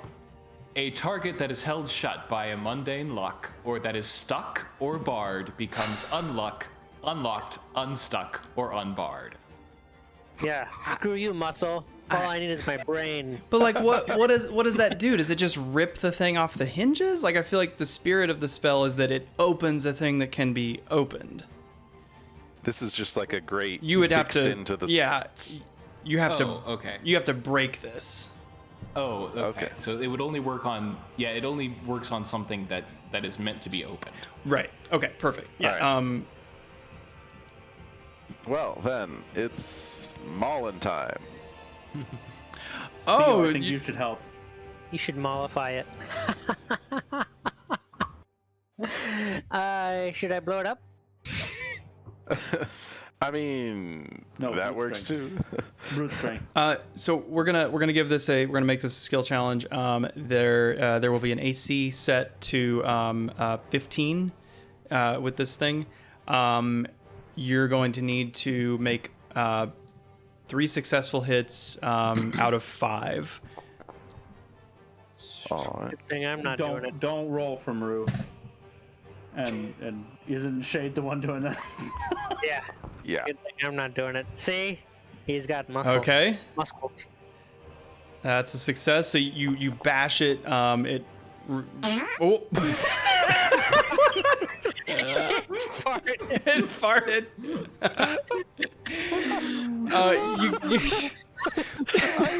I almost don't want to re-roll that one with the inspiration just because of it's like tense up and just a little bit. I think maybe Shade farts like and then messes up. All right. Yeah. So that's one success and one fail, unless you want to reroll that. I'm not going to reroll that, but I am going to use my bonus action to summon my Echo, so I get one extra attack each round. Yeah. Okay. Perfect. You and your shadowy Echo, both just laying and another nat one. You just broke the I'm gonna say the nobles are like huddled really close to you guys. I am going to reroll with my last inspiration. Okay. Cool. Let's see if I can do this, because I'm just wailing on this thing with a big old hammer. Okay, that's what's that? 2 successes. 2 success. You need one more. Guys. Do you have anything to You modify? said it had an that? AC of 14, right? I said 15. 15. I'm going to give you my session inspiration. Okay. Okay. All right. I'll reroll it. And with. Oh, you're rerolling. Are you kidding me? I thought you were gonna just add the 5 because you were so close to the 15. Sorry, yeah, I would. He was gonna do. I completely forgot that you could add 5. No, he got You just okay. So that's a 19. With Magus gives one last. You got this, buddy, and Shade, you just like crunch into the last corner of this grate. The whole thing just with a big old massive creak falls down, bouncing off the cliffside and then splashing into the sea below. This gelatinous cube is hot on your tails. Y'all gotta get out of here. So if we like stood up on top of this great area over here, is it gonna like the water is gonna like all exit and not bother us? There's so much water behind this cube at this point. Like you're probably gonna get pushed back. Like there's too much water to exit this all at once, basically. Okay. I wouldn't recommend it. All right. So, Down. is this just like a cliff that we have to down below you, about 20 feet, is a narrow path that runs along the cliffside. Okay. That's straight down. I'll say, Rue, engage, and then I'll activate my flying ability that I just made up. So. Yeah.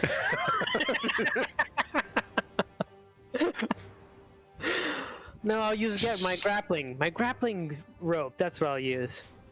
Lower Shade myself would just down. kind of like help nobles down to the edge just as fast as he can, just one after the other, almost dropping them. Chucking them in. Sure. Just like fish at a market.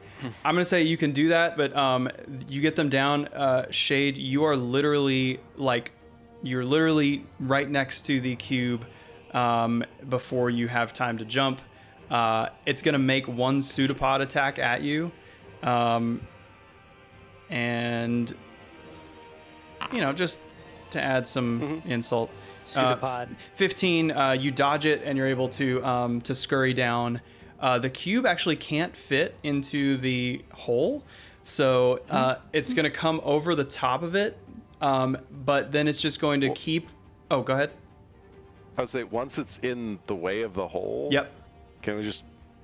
I assume it's like kind of quasi get stuck in the hole? Yeah. And the path, you can get out of the direct vertical trajectory of this water. Shade would like usher all the nobles out of the path of it, and then look up at it and do his pain at it. See if he can kill it with one more. Okay, go ahead and roll it's a what is it? Intelligence It's an intelligence check. Oh, that's weird. Intelligence save for damage. Let's see if I can. Where's my? Oh, I gotta pick just. Wow, me. that's a 13. I think. I don't know what the DC That still is. fails. Still fails. My DC is 16. Sorry, I'm trying to get to just Shade so I can actually select my stuff. So yeah, it's the... Oh, 16 DC. Yeah. That's all only right, doing 5 more. damage. The only brain inside this cube is the one that's taking shelter inside the skull of the noble. So you do a little bit of damage to the collective cube, but you are able to like get out of the way of the grate. The cube eventually is pushed across the grate to the other side, and with a tremendous amount of just raw nature force, this water just starts forcing out, like when they open a dam, you know, like with the water behind it. And for minutes, this water is just rushing. Like we're basically like, that's it. You solved my my cube water constipation puzzle. You did it. You did it. Hooray. And we only lost 2 nobles. I mean, I thought you were gonna lose more. So do you have 10 more minutes? I really need to be going. Okay. Yeah. But you could continue without me, and I will listen back. If it's just you that has to go, I probably will do that. But if we want to save for next week, we can do that too. Save for next week? Unless For it's me. something that you really want to do? I mean, I do really want to, but I really want to, but I can wait. Okay, I don't want you to be stuck up for a whole week. Okay. All right. But I am going to bow out, and I will listen in later, and I'm excited to hear what it was. Craigie, you're amazing. Thank you for joining. All right. It's been good, man. Thanks. It was wonderful, and I look forward to the next session. Yeah. right, Bye.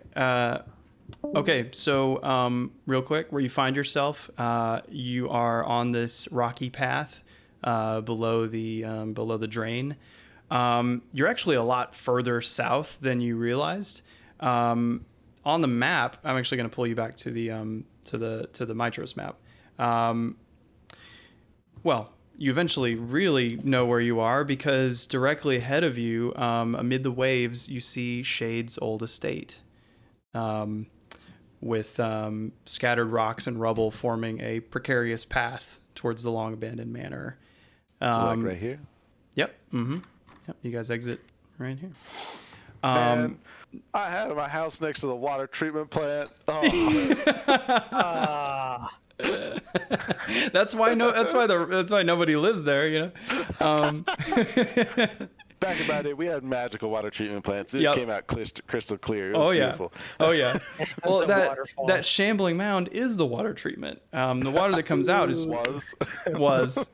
But the path does continue along towards the Colossus. The nobles, like, you know, they're not waiting for you. They start heading that way.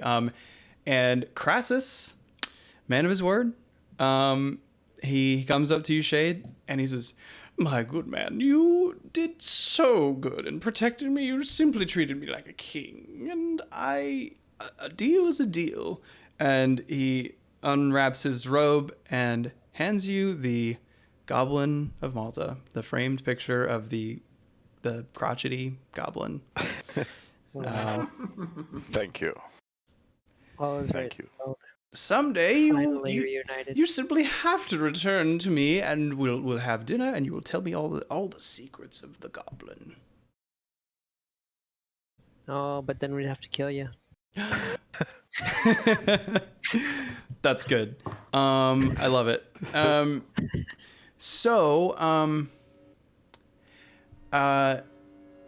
Shade, you see your house. You have the goblin in hand. The nobles are free, none the wiser that you're the ones that robbed them in the first place. Which is so perfect. Big props to that. I don't actually like this song. That's really good. What do you do? Shade would hand the goblin over to Theo to put in the bag of holding, which is now slightly lighter from all the money we passed over to the Lady of Coins, so we can hold it. Precious. Keep this safe. Let's make sure it doesn't get stolen again. I'll keep a secret. And then Shade would look over to the to the old estate building, and he'd say, "Well, I think I have an appointment over there." By this time, it's about 10 p.m. It's pretty late. So this is like, was it midnight? What he said, or? Oh, it's about midnight. It's pretty late. Well, like what Gaius was wanting to meet there at midnight, right? He said midnight, and it happens to be midnight. Okay. Exactly. The bell just tolled. It's what time it is. So telling the rest of the party, because I know Magus already knows. Shade would say, Gaius asked me to meet him there, pointing at the estate house, at midnight. And it seems, regardless of the situation, that we've been delivered here right about at that time. I intend You to say meet you with him. had to be alone? I think he did, but considering the circumstances and considering him, I don't know that I'm willing to be completely alone. I'll go up ahead, but you all should definitely follow. Definitely. Also, Magus, can you prestidigitate all this literal crap Yeah, off of us, please? You gotta look nice to meet Gaius. Yeah, that. And I don't want him smelling us from, 100 yards away. Right. So once that's done, just kind of hippity hoppity our way across these rubble rocks, and Shade'll climb up into the house entrance. So you If you're going ahead, we'll give you one of the sending stones. Yes, I guess. that's a good idea. And we'll follow at a semi-distance. So you move ahead, climbing the rocky cliffs until your hands take hold of grass. Eventually, you grip tight and pull yourself up. Ahead of you is what was the front door. It still is, but it's not really anymore.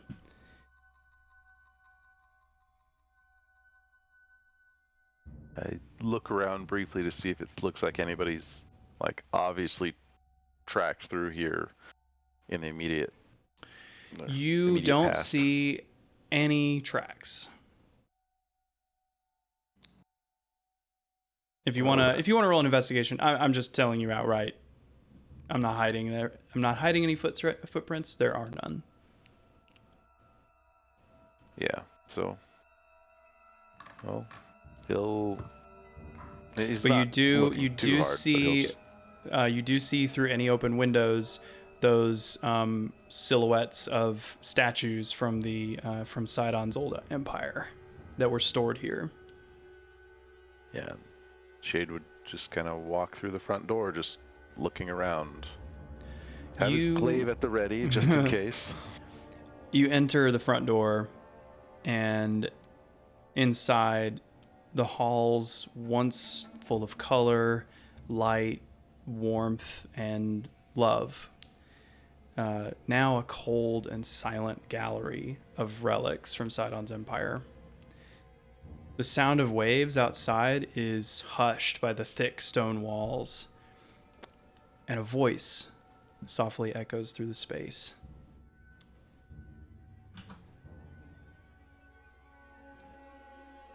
It's been 5 centuries since you stood here.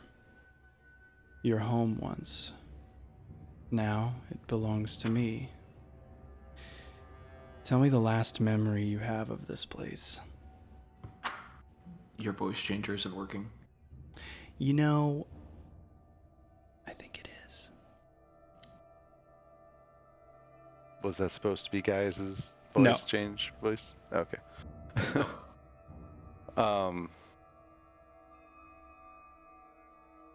Shade would just kind of glance around and then close his eyes. I don't know that I have concrete memories of this place. But the closest I have is a vision. Brief glimpse of the woman I once loved standing at the balcony looking out to sea.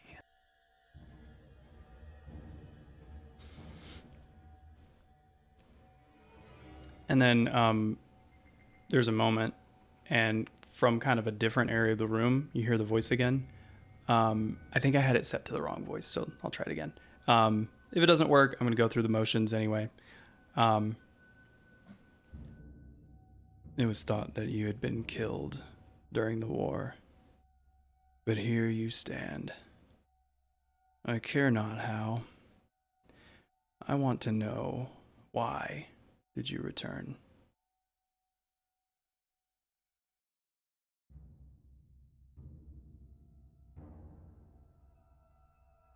From the dead or to this place? There's no response, but you get the feeling that he's asking just to life. About your absence, you know. Yeah. Yeah.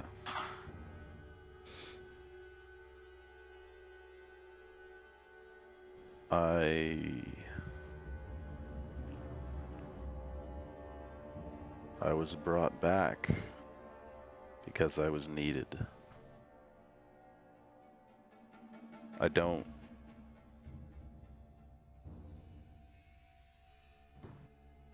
know entirely who I was. I know the name, I know some of the stories, the legends, but I don't remember it. I don't feel it. But I do know that when I left, I was not the man I should have been. I was little better than an animal. I don't know what this place means to you,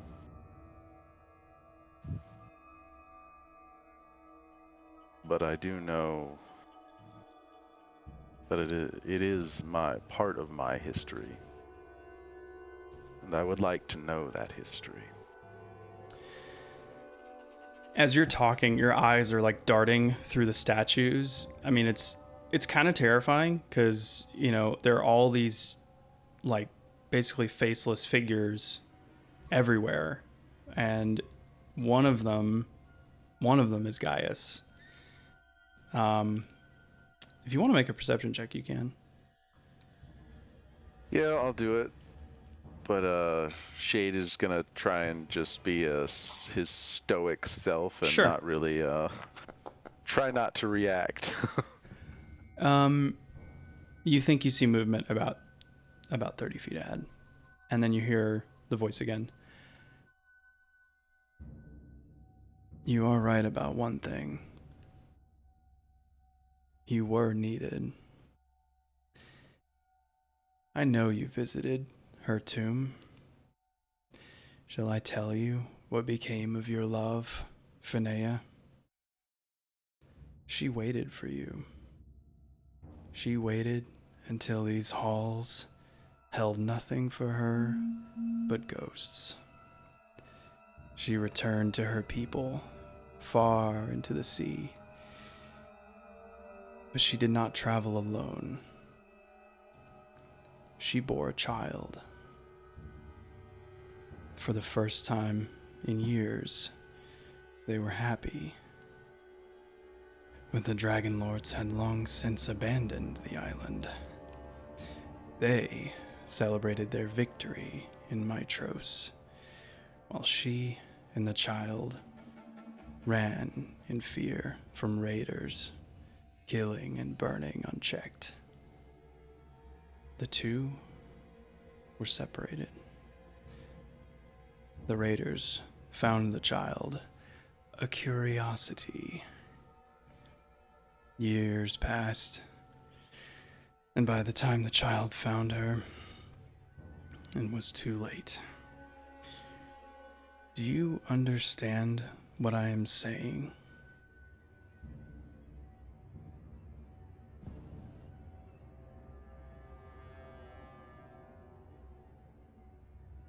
Are you saying? Before you answer, I'm going to play a clip that has some selections of things that I have said throughout the campaign. And just let me know if you can hear it, or just give me like a verbal thumbs up.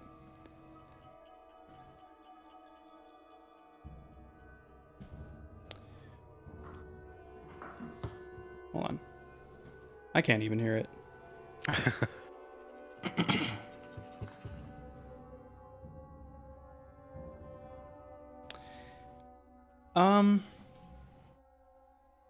Hold on.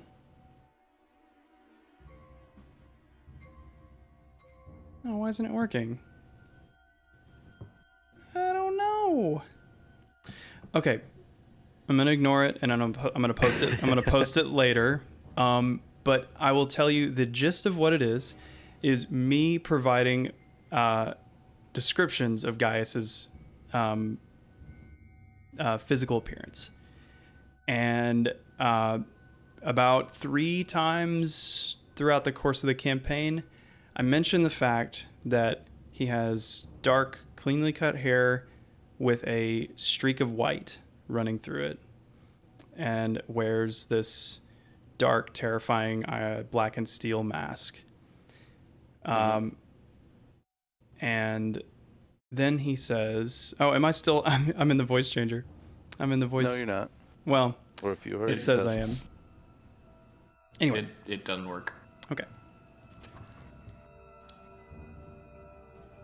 Gaius reaches a hand up to his black steel mask, stepping out. Well, he steps out from the statues, reaches up, and removes his mask. It drops to the floor with tremendous force, and he looks on you with a face that you've never seen before, but it's one you recognize. He has her nose, and he has your piercing sapphire blue eyes. He snarls, gritting his fanged teeth. Oh, there's no voice changer because his mask is off. Yeah. You should have been there. But your rage, your lust for conquest, because of them, the only inheritance you left me was this cursed blood in my veins, and the shame I bear with it. But I will hide it no longer. And if you want to reply, you can.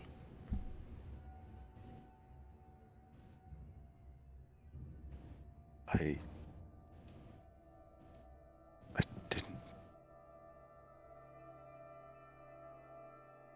didn't know. See Shade's like fists clenched. I didn't know. I thought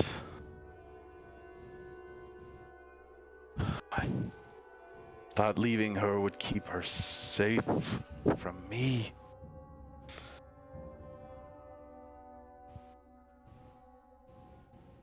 He looks into Gaius's eyes and says, I am sorry. Nothing I can say or do will ever take that back.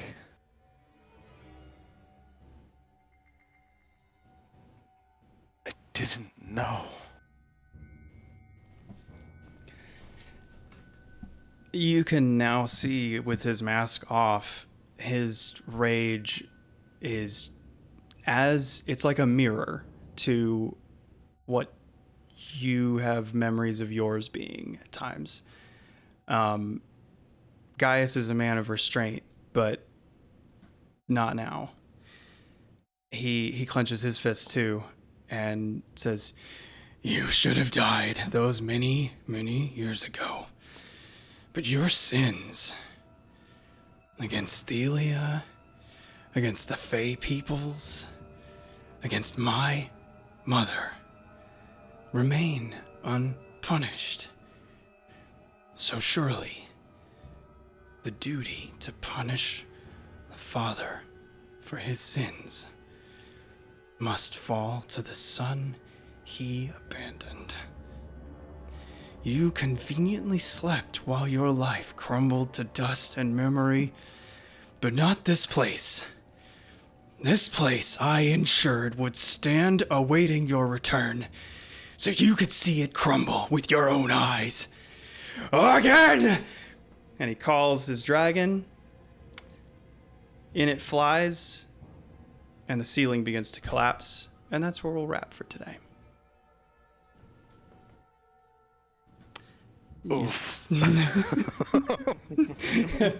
You solved my abandoned child puzzle. No, you didn't. Did we? No, we did not. No, you didn't. I'm really sorry the flashback audio didn't work, and that the voice changer also maybe didn't work because I tested it earlier and it did. So, but anyway, yeah, thank you for sticking with that. That's been boiling inside me for like a while. Was that on anybody's radar? That he was the son? Uh-huh. No. That he was a descendant of? Yes. Okay. All right. That was a potentiality. Okay. That did occur because it was he was able to get the armor.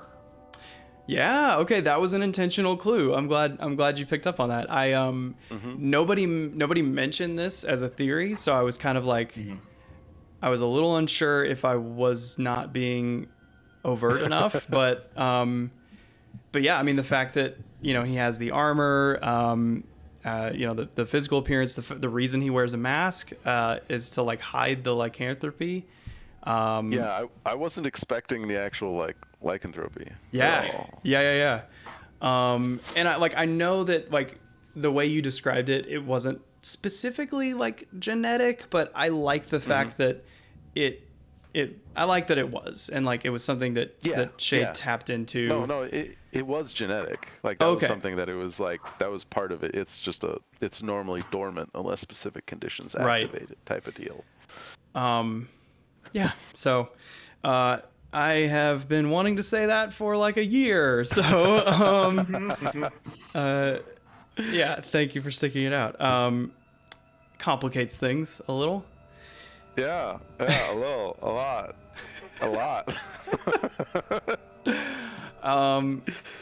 Yeah. So, anyway, there's a lot more with Gaius, but now you know that. So, and that is something that I've had in the back burner for the whole game. So, I did initially like have him as just a descendant, kind of like you were saying, but then I'm like, you know, you were like frozen away in time. Why couldn't he have been? And, you know, like lean into like the Captain America, like Bucky Barnes kind of dynamic, you know? Yeah. And it made more sense with his grudge for it to be literally your son. So, yeah. Anyway, I hope that's okay. So, yeah, it's gonna make things interesting. I'm sorry, Gray, that it did not turn out to be Estor. Dang. Yeah, I know you had money on that.